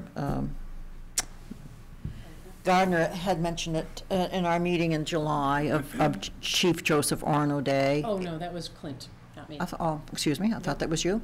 Nope. I apologize. But it was mentioned again this evening as another possibility. That, to me, I can't imagine anyone in the town of Orono who has a history in the town of Orono having an issue with that. It acknowledges who we are, our history, where we came from. It also acknowledges the Indigenous Peoples Day. It would be a jumping off point. And I do think, I'm grateful that there is a requirement, that there is, in our schools, that we're teaching some things that are a bit more inclusive of our history. But as I said, Martin Luther King's birthday became a point around the next thing we know, we have Black History Month. And I would like to see the same thing happen. I think that that's where we need to go. I think that would be an ideal way to go, because it involves educating people about their past in a more truthful manner. And I would be for that. That would be an easy compromise for me. I would have no issue with that. I can't imagine people who might not like the idea of Columbus Day being changed having an offense to that for the town of Orono, because it's very specific to our history in this town. So I would like to have that as a consideration. That's kind of a difficult point, though, because I think one of the things that Councillor Perry brought up in that July meeting was that he was perhaps hesitant in theory or in principle about being out of step somehow with the state government or the federal government. If I'm characterizing your comments correctly, okay. And so if we were to adopt something called Chief Orono Day, then that we would be sort of far out of step. I think one of the things that struck me in that July meeting was Emma mentioning that, the people coming to us with this proposal are looking at it as a grassroots movement, that you change one, if it can't change at the national level, if people are resistant to it at the state level, that it moves town by town by town. And I believe that this is the direction that we are going in, not just as a town, but as a country. At least that's what I hope, and it seems that that is the direction. So do we want to make a decision that keeps us somehow in a different category all to ourselves with a special day. I mean, these are all things to consider. I mean, I personally feel that adopting Indigenous Peoples Day is the way to go, and not necessarily changing it to something unique to Orono, but that's certainly worth considering. One of the things, excuse me, go ahead. Okay, well, I would like to point out to everybody that what we're changing is the personnel section of the ordinances. We are not changing Columbus Day to Indigenous Peoples Day. We have very little power here. We cannot change a holiday. It's just not the thing we can do. But we can do this piece. And so that's what we're looking at. And with the town named after Chief Joseph Orono, I'm very strongly thinking that we should do this. One of the issues I guess that I fall back to, and I hate to, but we had a discussion not that long ago, sometime in July, that was to me very telling, and I think that I thought we walked away with that with an understanding and an appreciation of the fact that there are very different opinions, sometimes very divergent opinions of members of the town of Orono, of our constituents, of our membership in this town. And that we made a decision at that time to go forward with something because there had been such strong opinions expressed on both sides of the coin. And we decided that because we do not run as a political party, we do not run representing, we're at large, we represent, all of us represent all the people in the town of Orono, that we had decided that we weren't going to get caught up in these things that become much more polarizing than not, and that we as counselors perhaps are making decisions. I know that and when Bangor's decision was made, there was a poll in the Bangor Daily News the following day, and 80% of the people on that poll disagreed with that decision. We might be facing the same thing, we don't know. And to me, I just think, again, I worry about us as counselors and our role and how far we go with this. Because it's Orono, Chief Joseph Orono Day is fine with me, because it's Orono. When we get into the Indigenous Peoples Day, I mean, that is Indigenous peoples throughout the world, not just in the United States, throughout the world. And, you know, I either we do Indigenous Peoples Day in the United Nations World Indigenous Peoples Day. I would go with Chief Orono Day here instead of Columbus Day as a compromise. Anybody else have any comments? I just want to very briefly add that the idea that we shouldn't be, you say, I don't want to be engaging in things that are these hot button political issues, and that's not what we should be doing. I just have a very difficult time living in the town of Orono, Maine, named after Chief Joseph Orono, where a group of representatives from our Native community come to us as a town and say, please change the name of this day. It is hurtful to our people. And for us to say, no, we don't want to get political. That's not our job. I mean, I find that very difficult to do. I would find that very difficult to do. Well, for my 2 cents is we do have tribal members who do live in Orono, so we are hearing from Orono residents. I believe that, as I think Tom said, it's a grassroots, or maybe Megan, I apologize. I do believe we need to start locally with certain issues that will then gain support, I hope, statewide and nationally. And I think that a lot of what I heard this evening was we need to educate people and we need to celebrate. Holidays are for celebrations of many cultures and many different things, and it should not be a day where some people are mourning that holiday. So I personally would support the Indigenous Peoples Day change. I greatly respect and appreciate that we have a symbol of Chief Orono, but I don't feel that goes far enough in this perspective. I think it just, I think as Megan said, it just keeps us kind of out of what should be changed, is, in my opinion. I agree. Just to get my 2 cents in, I think Alan Cobo-Lewis said it really well, touching on your point. If it's going to be more than a mascot, if it's going to mean something, I think the choice to me is clear.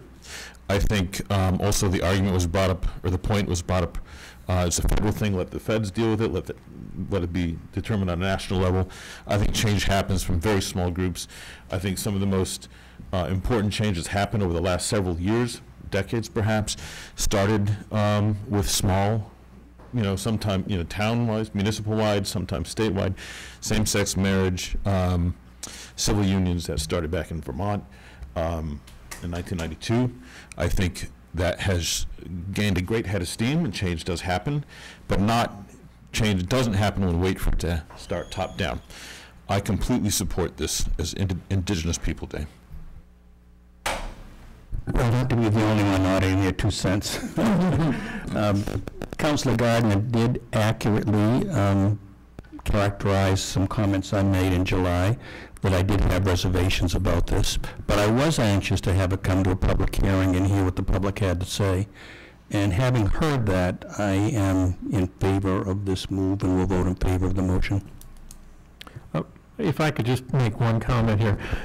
I don't know about the rest of the councilors, but I didn't make my decision on that other issue because of how many people showed up, but on valid issues that people brought up. So it's not necessarily that it's controversial will stop us from doing something, but I try and work on the facts. Yeah, I agree with you, Tom. Thank you. Does anyone have any other comments? Or are we ready to vote on this matter? I am. All right. I will take a vote. All those in favor of Order 17-161? All right, passes unanimously. Thank you very much.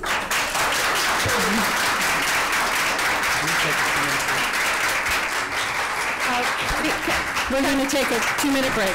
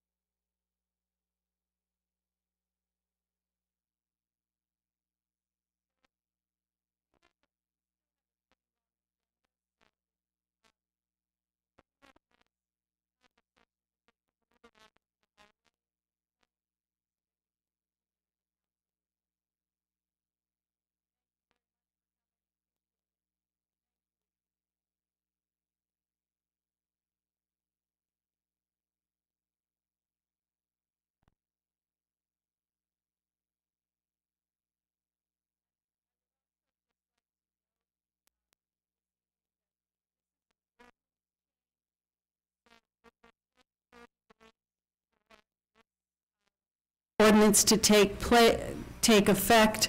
So could we just direct staff to informally change the name for 30 days? Is it to informally enforce the change of the name for 30 days until the ordinance actually takes effect? Can I just have a consensus that that would be a good idea? Yes. Great. Okay, we have consensus. Thank you.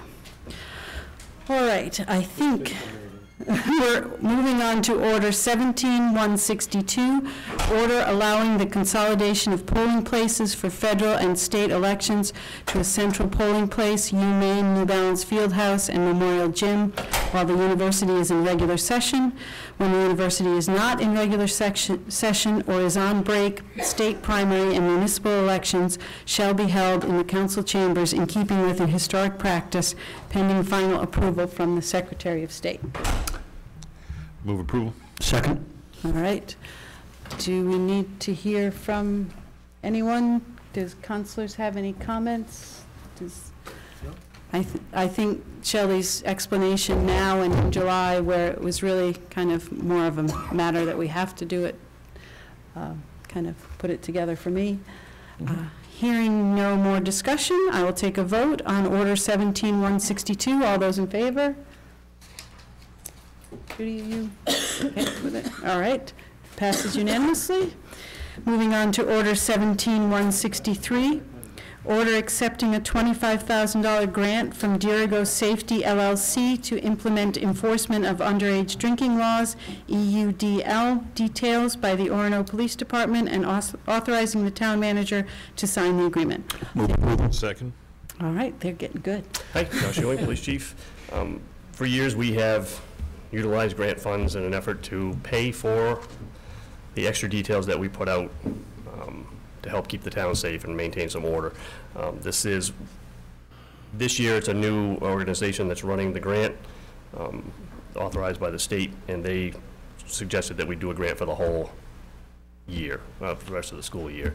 That's why it's such a large amount this time. This will take care of, ideally, what we've already done so far in the fall, Halloween, Main Day, St. Patrick's Day, and any other days that we perceive or get the idea that there's going to be a large amount of high-risk drinking and underage drinking. So this is crucial to us to be able to pay for those extra details that we normally wouldn't be able to afford. And it details about $6,000. It depends on the detail. Oh. It's the number of people that we put on and the number of hours that we want them working. This time of year, it's Thursday, Friday, Saturday night. It may just be just one detail for Main Day. It may just be just one detail for Halloween. So it's really based on the event. Okay. Anyone else have any other questions for Josh? No? Hearing none. Thank you, Josh. I will take a vote on Order 17-163. All those in favor? Passes unanimously. Moving on to Order 17-164.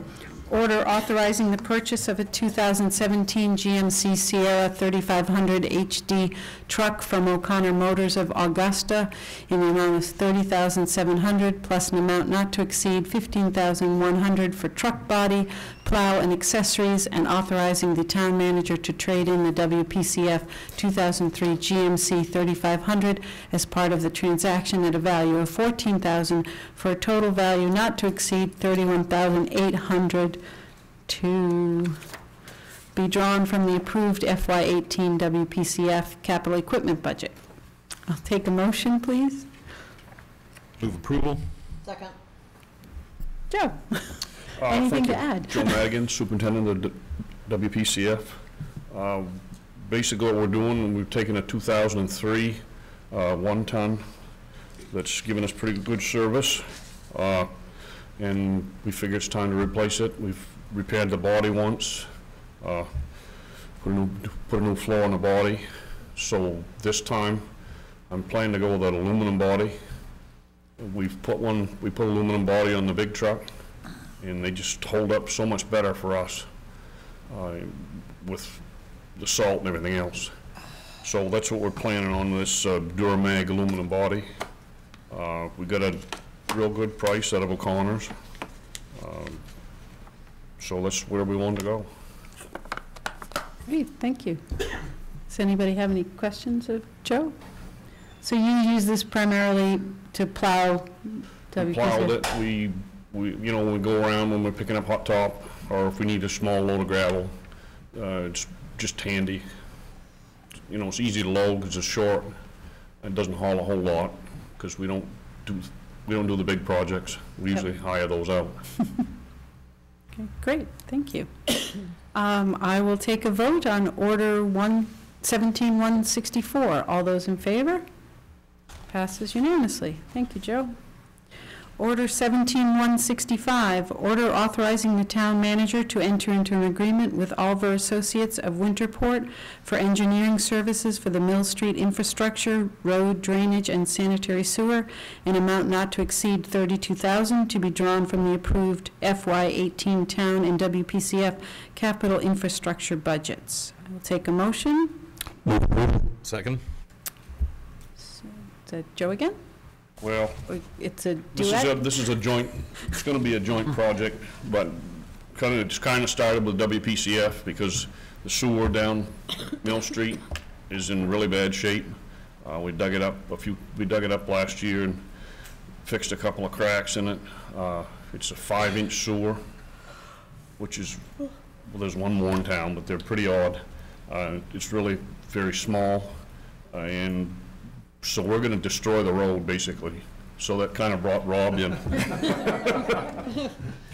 And to do stone lines, and fix the road, the sidewalks. So what we're trying to get started here is just get the engineering work, the design work for it, for a project next summer. It's going to kind of span 2 years.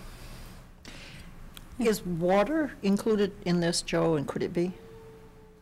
Could water be included? He didn't seem to, I talked to Boyd once, but now Mandy may be able to bring him in. Yeah, I mean, I know that we have done some jobs, we've tried to coordinate that Yes. too, and it would make sense if it needs to be done. I spoke to Boyd. Yeah, and he hasn't said yes or no yet. Yeah. So I'm Based hoping on your familiarity, have you seen it? I mean, do the pipes need to be replaced? Would it be? I don't know what they are. You haven't looked yet? Judy, Okay. no. Okay. I would just say, Judy, that part of what's driving the very high cost and the destruction of the road is that this is a concrete road with overlay. So the places we got into last year were truly just holes we dug holes looking for the holes in the sewer line. I would pass it over to those who know more than I do, but I would also just say that I think we've done a really good job always reaching out to the water district if we're going to be digging up a substantial section of road, because it is a lot cheaper for everybody. To be in the same trench. And the taxpayers included. Especially. But they would get their own engineering. If the water decided to join, they would do their own? Not necessarily. They probably would stay with Oliver. But I mean, they would have a different contract. Yes. Yeah. Okay. Rob, do you have anything to add, or? No, Joe did a great job. Okay. Any other questions, comments? All right. Hearing none, I will take a vote on Order 17165. All those in favor? Passes unanimously. Thank you. Order 17166, order authorizing the purchase of a 2017 Elgin street sweeper from C.N. Wood Company, Inc. of Westbrook, and trade in the town's 2000 Elgin street sweeper at a value of $15,000 for a total net cost not to exceed $249,950 to be drawn from the capital equipment reserve. Take a motion, please. Move approval. Second. Great. Bob. Yeah, so over the past several months, Public Works staff has been working on researching the details of this purchase. We were able to narrow down our search to 2 machines that met the requirements and met the needs of our department. It came down to an Elgin machine and a Johnson machine. Over the course of this summer, we had demonstration models of both pieces of equipment in town, and actually were able to operate them and put them into some practical field situations so that we could gain a little more understanding on how each piece of equipment would perform for us. Over that process, it was clear that the Elgin was going to work better for our operation. We sweep about 80 miles of road 2 or 3 times a year, but we also clean anywhere between 200 and 400 catch basins each year as part of our compliance with DEP general permit requirements. So we use it for very specific purposes, as well as all the obvious uses, just keeping things cleaned up a little bit around town. As I said, the 2 machines that we came down to were the Johnson and the Elgin. They both came within thousands of dollars in price. The Elgin offered a better trade-in value for our existing machine. The Elgin met the requirements and what really fits best for our operation. So that's what I'm recommending that we move forward with. Great. I appreciate that we're getting value for our trade-ins as well, too. I think Councilor Perry appreciates that, too. Anyone have any other questions or comments? We did discuss this at length on the Finance Committee as well. So, hearing none, I will take a vote on Order 17-166. All those in favor? Passes unanimously. Thank you very much. Thank you. Thanks, Rob. Order 17-167, order authorizing the town manager to carry forward into FY 2018 municipal budgets the following FY 2017 funds up to a total of $465,941 and budgeted for projects or expenditures that were not completed by the close of the fiscal year June 30th, 2017. Town manager, $15,000, police, $13,000, library, $800, parks and rec, $1,400, public works, $20,656, facilities, $1,500, capital equipment, $65,605, capital infrastructure, $344,480, and miscellaneous, $3,500. I will take a vote, a motion, please. Second. Sophie? So we do this every year because our fiscal year ends sometimes before we're ready for it to end.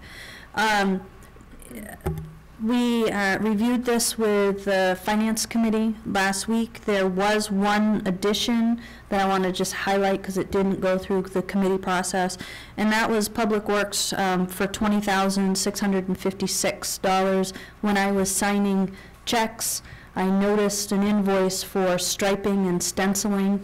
That work was completed in this fiscal year. It started in last fiscal year. It was budgeted in last fiscal year. If we don't carry forward the funds, then we won't have money to stripe next spring, which we hope we'll get earlier.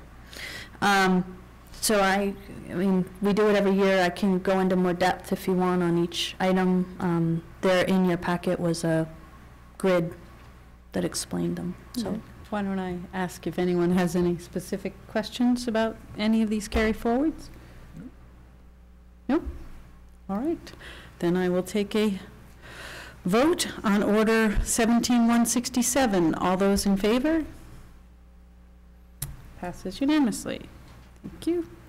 Order 17-168, order appointing Megan Gardner as the council liaison to the Orono Historical Society. I'll take a motion, please. Move approval. Second. Enthusiastically. Yes. Do we need much explanation? She's willing to do it? I just think it's a great idea. Well, I'm willing to do it, and they are kind enough to have me. So I think, yeah, as Tom said, I think it's a great idea. So I will take a vote on Order 17-168. All those in favor? Passes unanimously. Thank you, Megan, for doing that. Order 17169, order adopting ordinance amendments to the Town of Orono ordinances, Chapter 18, Land Use, Section 18-31, Definitions, and Section 18-106E, Schedule of Uses, Section 18-24-5D, the keeping of barnyard animals in the C1 district west of I-95 only. Take a motion. So moved. Second? You always make the most descriptive motion. Orders. Evan Rickert, no longer town planner, but still working with the town to clean up some things. Dr. Volk last May, owner of the Timberland Animal Hospital out on Stillwater Ave, petitioned or proposed that there be an amendment to the ordinance to allow the keeping of barnyard animals on land that's located in the Commercial 1 District. As you recall, the Commercial 1 District is our designed as intense commercial district with shopping centers and restaurants and so forth. And understandably, the ordinance, when it was adopted some 20 years ago, didn't make provision for barnyard animals in the Commercial 1 District. But the area west of, the Commercial 1 District west of I-95 in the around exit 193 is primarily still rural, undeveloped land. That's where his property is located. So he proposed that that part of the Commercial 1 District west of Stillwater Ave be allowed to have barnyard animals for reasons other than veterinary practice. You discussed it in committee with Dr. Volk. You referred to the planning board. The planning board held a public hearing on it and discussed it and recommended its approval with some limits on numbers of animals, given some testimony it received from other property owners in that area who have aspirations for commercial uses and just want to make sure there wouldn't be conflict between a restaurant use, let's say, and a neighboring property that had barnyard animals in it. But anyways, the planning board recommended approval with that additional language. It was discussed, you discussed it in committee, and then you held your public hearing, and now it comes to you for final action. Great. Does anyone have any questions or comments? We've talked about this for a long time, and I think that we've found a solution that checks a lot of boxes. We're supporting local business while at the same time being mindful of neighbors and property owners and the character of the community and how we hope for it to develop in the future. I think this is great work. Great, thank you. Anyone else? I have a couple of questions, and I think it's just maybe my misunderstanding of some of the wording on some of this stuff. Because we talk about barnyard animals, and we include chickens in that definition.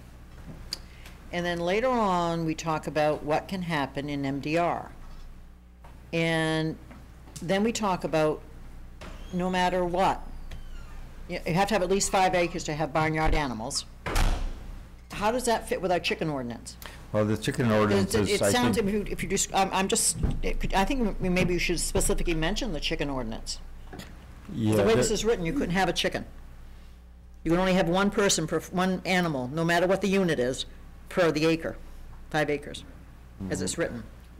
Yes, No? one animal per acre. Per So if acre. you had 5 acres, you could have 5 chickens. Yeah, well, that's Or if you had 10 how it's acres, you could written. I have don't 10 think that's what you 10 mean.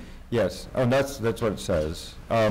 It's, the chicken ordinance really was written, I believe, I was not involved in that directly, but I'm familiar with it, for the medium-density residential district, the residential district, so that there were certain limits, certain requirements, certain limits put on it. So that's a section of the performance standards around agriculture and barnyard animals that's specific to the medium-density residential district. And so there is no conflict here, and we did try, and the planning board actually looked at that and tried to make what's happening here in the commercial, this part of the Commercial 1 District somewhat consistent with that, but recognizing that they're different districts too.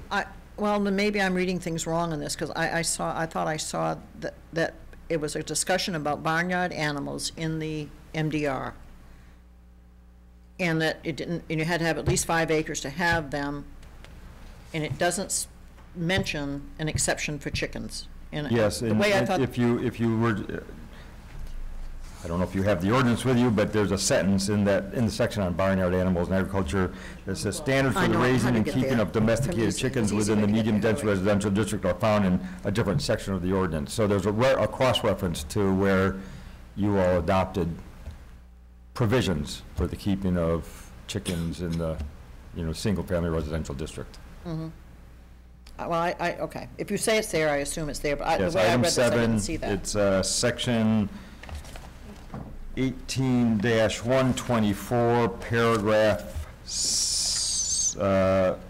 5C7. I'm trying to get there. Okay. From here. I can't get there. Okay, any other questions or comments? And well, there was another one about about lines that were being drawn. And I just wonder, well, never mind. I'll have a discussion with you about it later when I can get, because this drives me nuts. I can't get to page 102 just by pushing a number. Okay. Okay. That's okay. I'd be glad to do that. Yeah, and I would be glad to do that with you. All right. Thank you. Any other questions or comments? If not, we'll take a vote on Order 17-169. All those in favor? Passes unanimously. Order 17-170, order approving a 6-month moratorium ordinance extension on future development of Park Street in the C2 district and a portion of the University District. Take a motion, please. So moved. Second. All right. Evan. Yes, thank you. This is the second requested extension. You'll recall that about a year ago,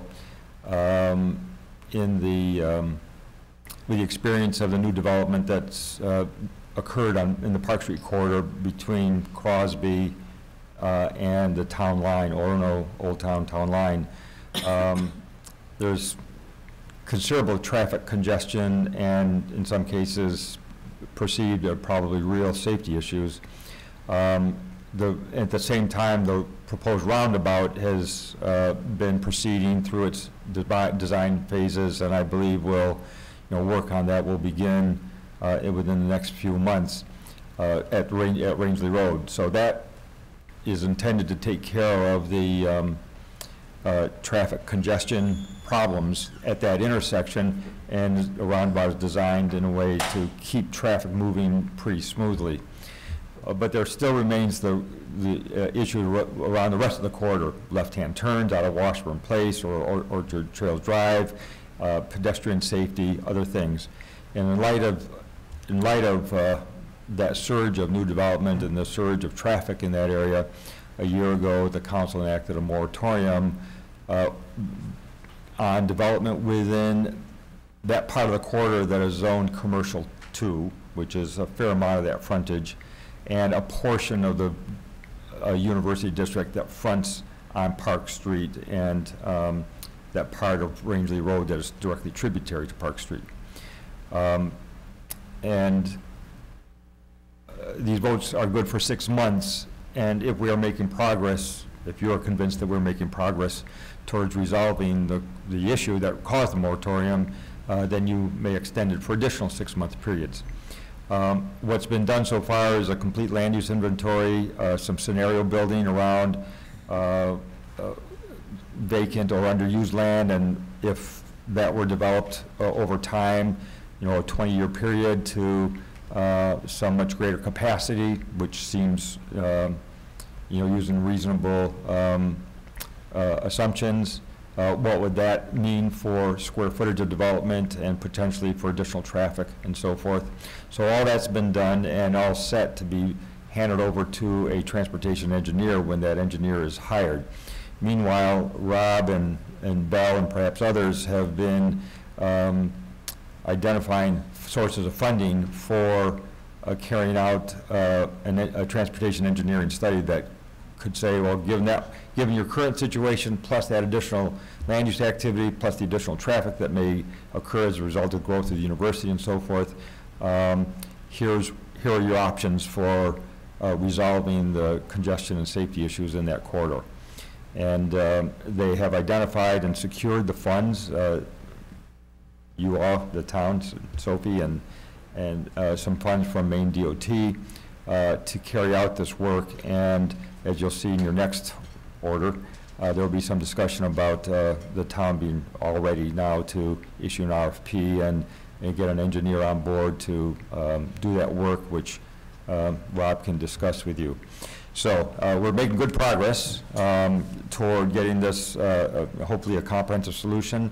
I think importantly, it will, whatever the solution is, set of solutions is, it will look at infrastructure, it will look at complete street ideas, meaning how do you accommodate all forms of transportation, motorized and non-motorized, and also look at questions of design, you know, so that it's a corridor that is a proper gateway from the north into the town, and something that businesses and residents and university visitors and so forth will be feel very comfortable with.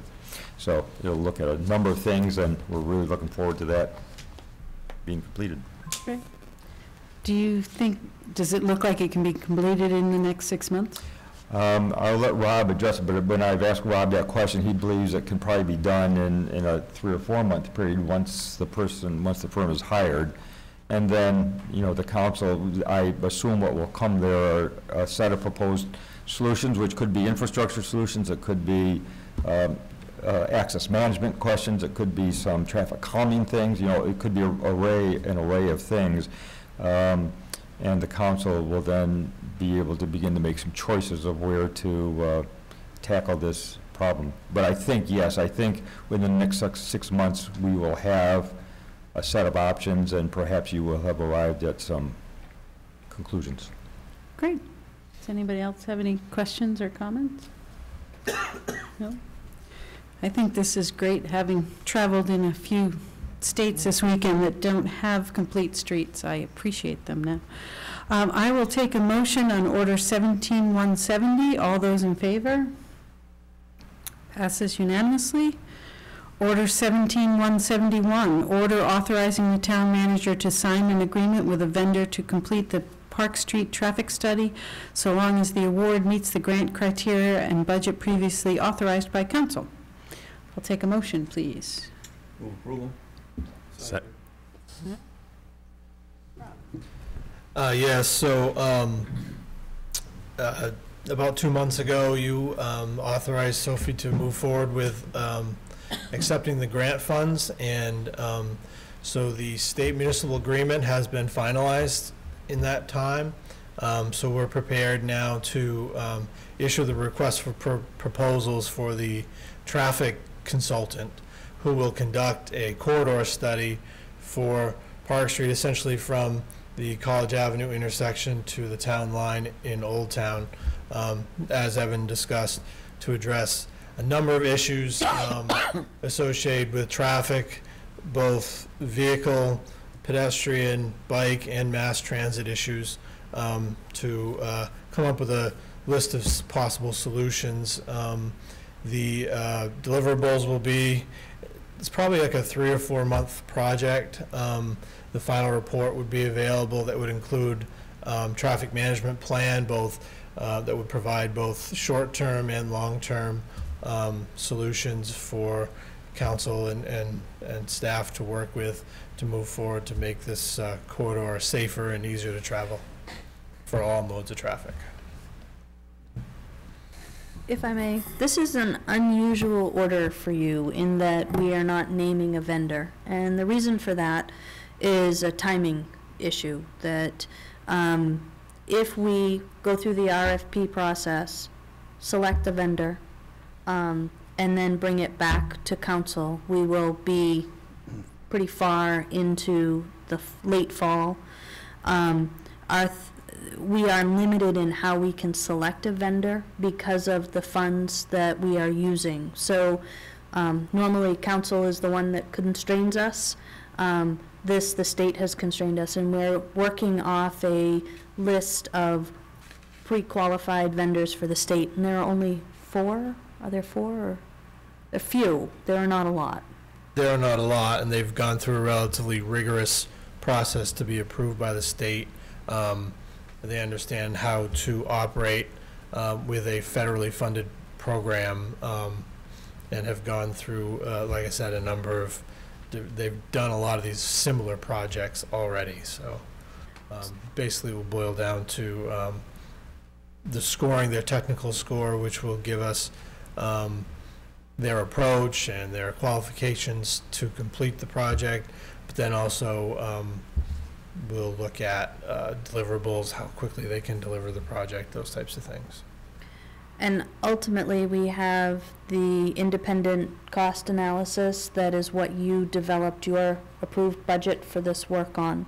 And then it would be compared to that independent budget. So just want to explain that, yes, we know this is an anomaly. We're hoping that by doing it this way, we'll be able to meet the 6 months because we won't be held up waiting for council approval. Great. Does anybody have any questions? Comments?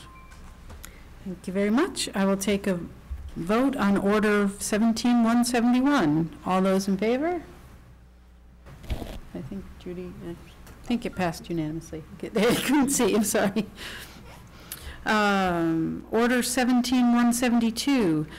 A resolve authorizing the town of Orono to exercise the put option in the 6th amended and restated agreement of limited partnership of Penobscot Energy Recovery Company. I'll take a motion on that. Move approval. Second. All right. What's a put option? Well, that's technical. Let me start at the beginning, if I may. As council is aware, the town of Orono owns limited partnership shares in the Penobscot Energy Recovery Company, where we take our trash to be incinerated. Our partnership terminates in March 2018.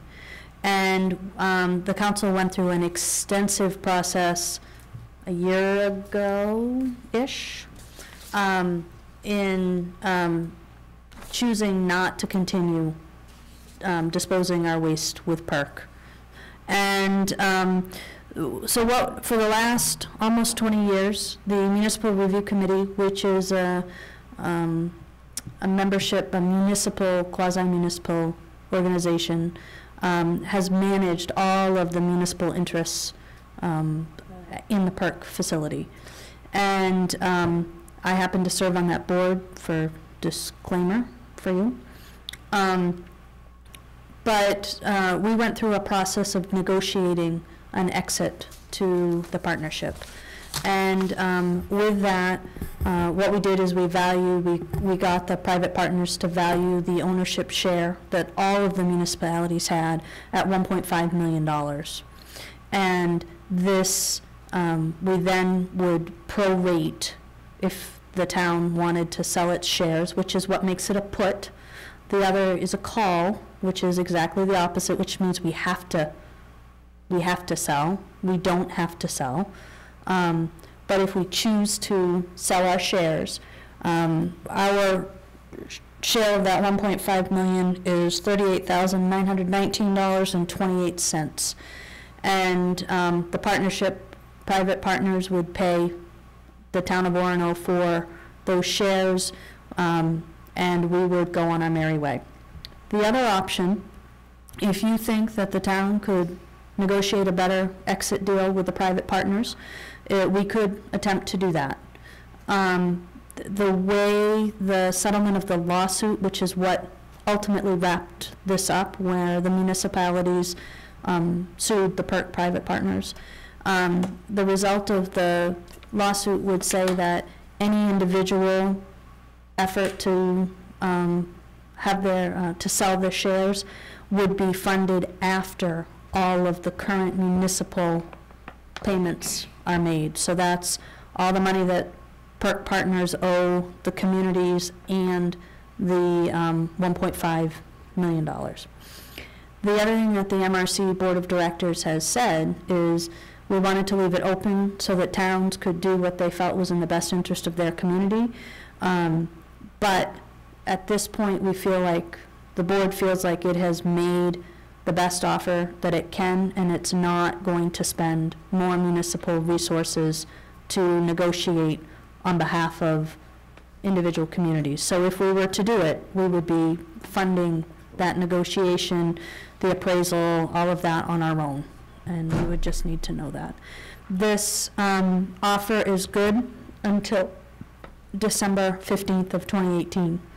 So we would need to move forward if you wanted to sell the shares. Those shares aren't going to change in value?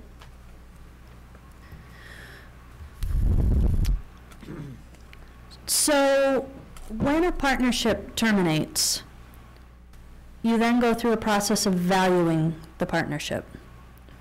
The MRC board did quite a bit of research on what shares in power plants, what the value of power plants that are shuttering tends to be. And what we came up with was valued this much lower than 1.5 million. So it's a risk that maybe we're leaving some money on the table. However, by the time you go to salvage out and clean up industrial site, most of the time there is very little value left in the partnership. I guess my question is, that valuation, 1.5 million, was taken at a point in time, correct? And wasn't just, how was that established? So I was on the team that negotiated that, and it was established with a consultant that has extensive experience with incineration plants. It was based on looking at the salvage value of the parts, the turbine, those items,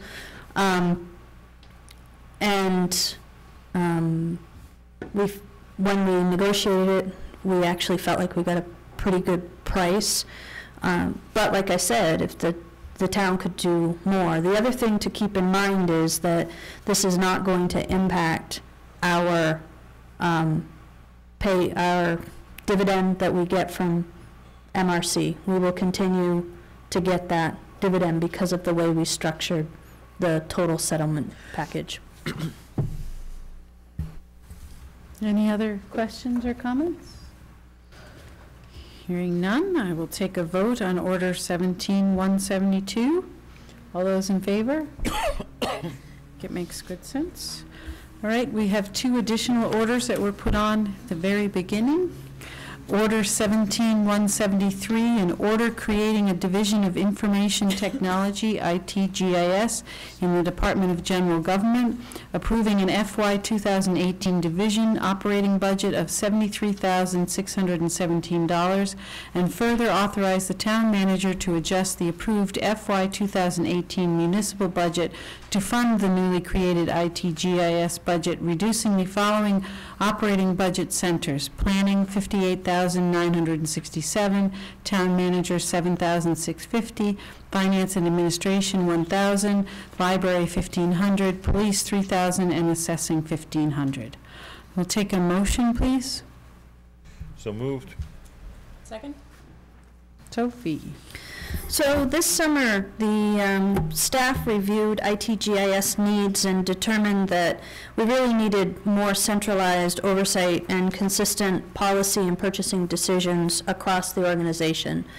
And in order to make that happen, we are recommending that we create a separate cost center so the budget is in one place. So when we're making decisions about buying computers, as an example, or what software to use, instead of that being decentralized within multiple departments, we have it in one location, and we have one department head who is responsible for that, and that's going to be the assistant town manager will oversee IT and GIS. And the other thing is that we want to, well, I just said, we want more direct oversight and goals and operations. So when we decided to pull the 73,617 number together, that is not trying to cobble from departments like money that we think might be left over. These are all department budgets that were identified for IT GIS. So personnel, software, consulting. So we're pulling it into one place. So next year when you get the IT GIS budget, it will be one consolidated budget that will talk about all of these expenses. So we're hoping. Okay, does anybody have any questions or comments? Not really a question, but just to make sure that I clearly understand it, we're not spending any additional money. We're not hiring any additional personnel. We might be changing some responsibilities of existing personnel, but it's not costing us anything extra to do that. You are absolutely right.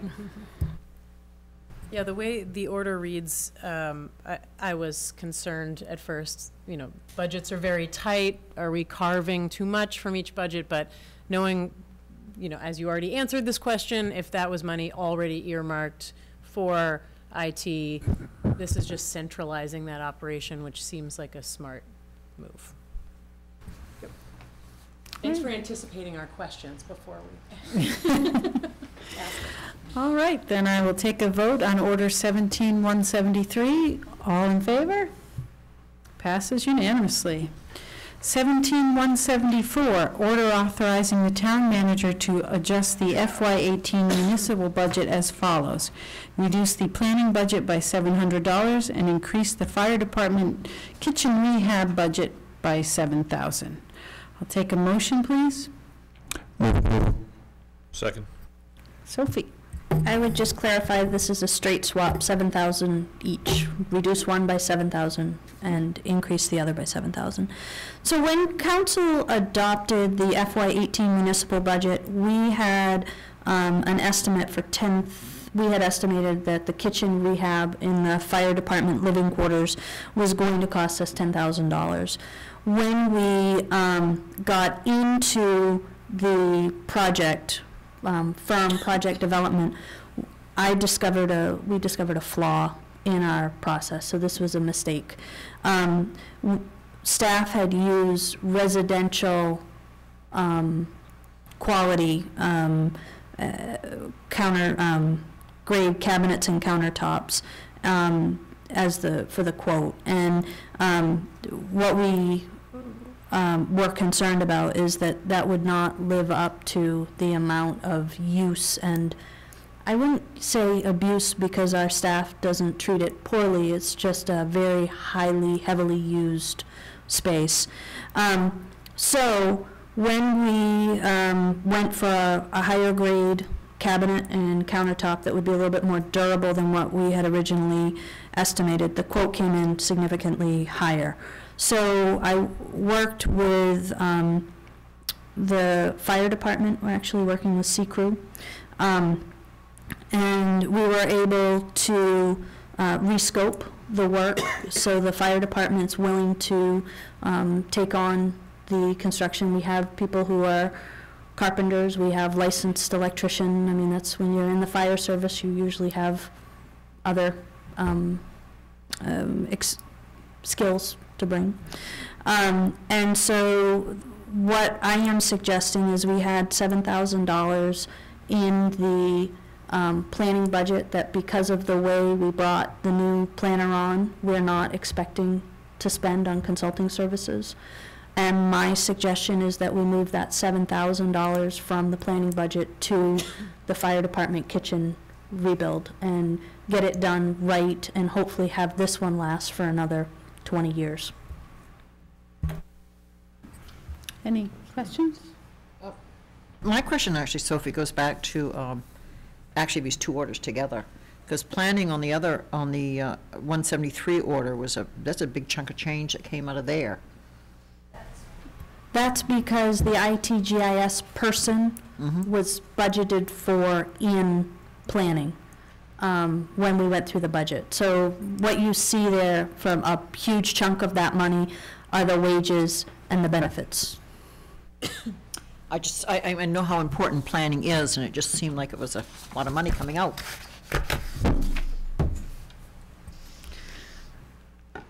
Anybody else have any questions or comments? I just want to thank all of the fire personnel that is willing to help with this. And, all right, we'll take a vote on Order 17174. All those in favor? Passes unanimously.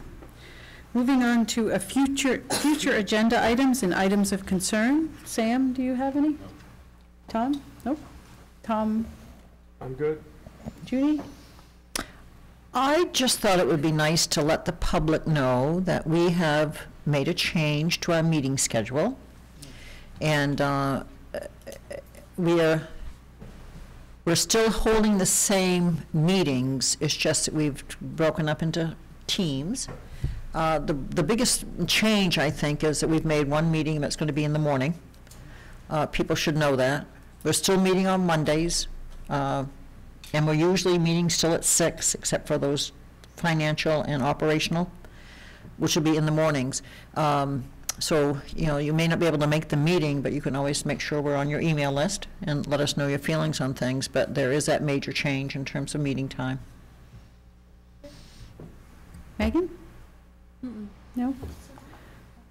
I had one agenda item. I was wondering whether we could meet the new planner at some point in time. I think you're going to meet the new planner next Monday night. I think you guys are going to talk about marijuana with the new planner. All right. So nice intro. Did you have something else, Dad? I just wanted to make sure that people knew that taxes have been committed and tax bills have been sent, and the first installment on taxes is due September 22nd.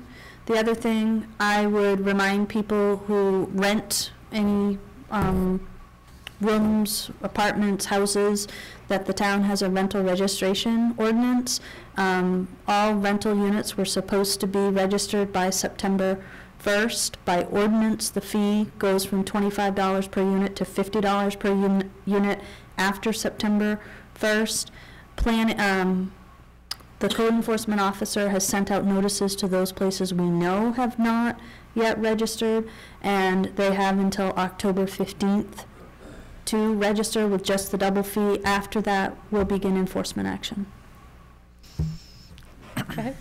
Just a point of clarification. I'm looking at our meeting schedule, and next Monday is 18th. Community Development Committee, right? So not all of us would necessarily meet the planner. It would just be the members of the Community Development Committee. I will make sure that I cycle the planner through to meet everybody. Yeah, I will do that, Tom. Thank you. And I would also tell counselors that if you don't remember which committees you're on, please contact Nancy or Sophie. We got a list. Good. We got a list tonight. Okay. One more thing I want to remind folks of is that we have until the 22nd, is that correct, to take out papers for the council seat? Yes. Have we had any interest? Yes. I'm aware of 2 that have come back. 3. And I would just clarify, it's not to take the papers out by the 22nd. Papers We back. have to have them back by the 22nd. 25 signatures? At least 25 signatures of Orono voters, but no more than 100. So 25 with a cushion. Yes, but please be nice to my staff. I know. And don't wait until 4:30 to bring them in. 4:30 is too late. Public petitions, I don't think we have any. Public comments.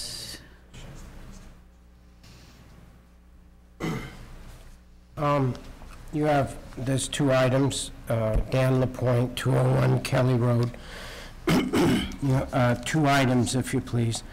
I had, after the fact, on Order 1771, I would like, commercial traffic.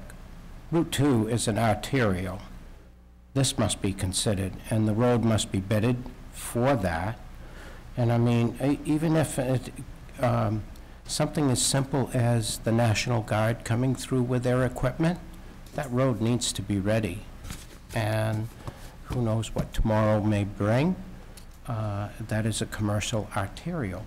The other thing is I had a cover sheet for what was Order 17161, which was done today. I have the first page of that, and I'd like to submit that. And, you know, political correctness, ouch, that hurts. Thank you, Dan. Any other public comments, Susan? That's the cover sheet for the... Hello, Susan Whitmore, P.O. Box 252. Thank you. I've got a couple of comments.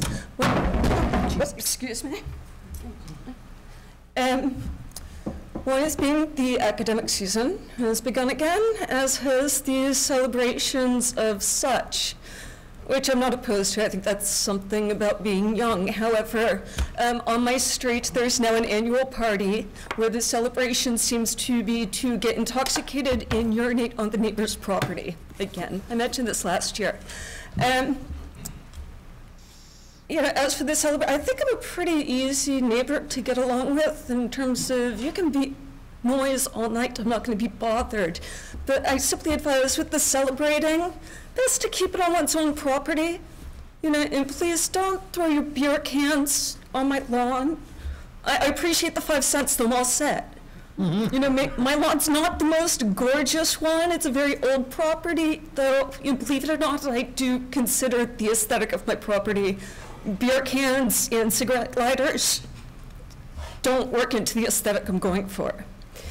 And secondly, not to particularly dig up, you know, just the bad news, but also just to voice to my academic neighbors as well.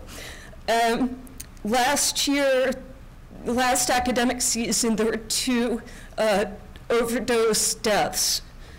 You know, I'm really tired of reading the reports, the statistics of the loss of 1 mean citizen per day. You know, some people say it's only 1 person. One overdose is 1 too many, as far as I'm concerned. You're young, you're beautiful, you're supposed to be smart. You know, reports, in part of the concern is also recent reports, news reports have stated that, you know, the drug of choice when it used to be heroin, it's now escalated to fentanyl, which is lethal. You know, those are lethal substances. And you can't convince me those don't kill because people died last year. So please, be smart, have fun. Thank you very much, Susan. Thank you. Anyone else? Stuart? Might as well ruin your day. You never ruin our days. Be disappointed if I didn't come up. You hung in there all night. Don't bother to talk to me, these things aren't working. I just got a few things that really they're questions, but I don't want answers because you've been here long enough. I got my tax bill, and the tax value of my house was reduced by $5,000 due to something from the state, I assume, and my tax went up $9. I couldn't quite figure that out. My value goes down and my tax goes up. So that's an answer for somebody someday. I am concerned that this petition that was handed around and signed, I assume that everybody that signed that was an Orono resident. I couldn't tell because the people they didn't tell where they were from, so I assume they were Orono residents. Do you believe that? I got another question for you, but anyway. I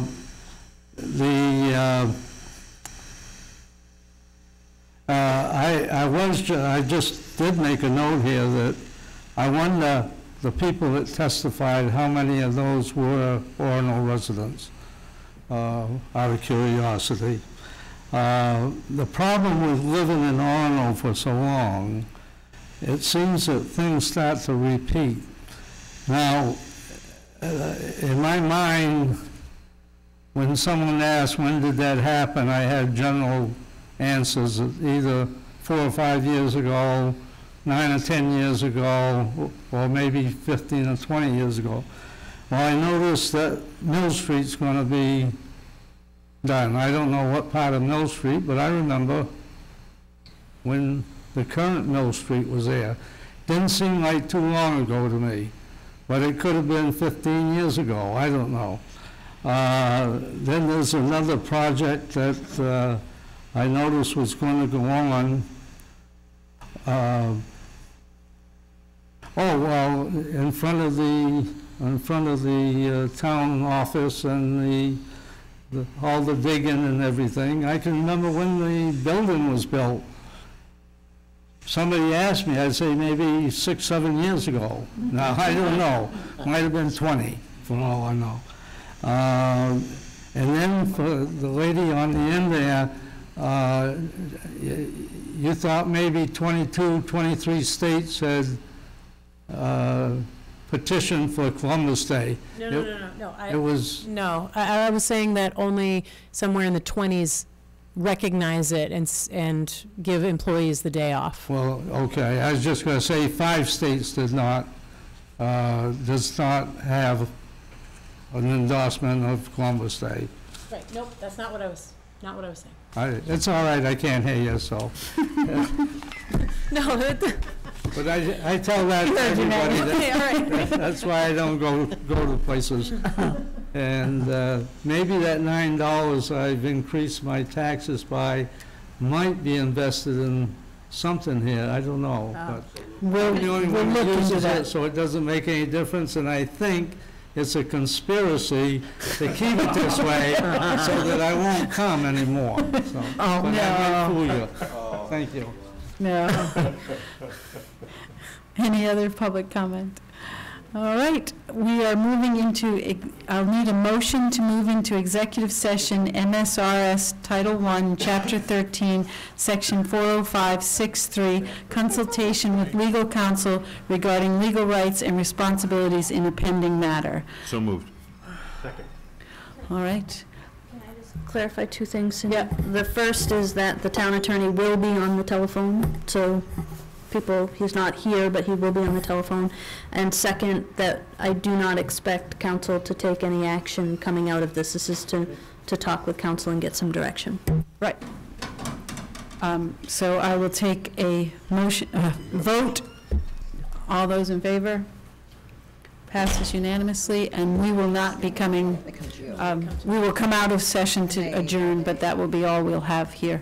People, or are they? All different departments, Really? but they have a program of Hudson to help their employees get business MBAs, I believe.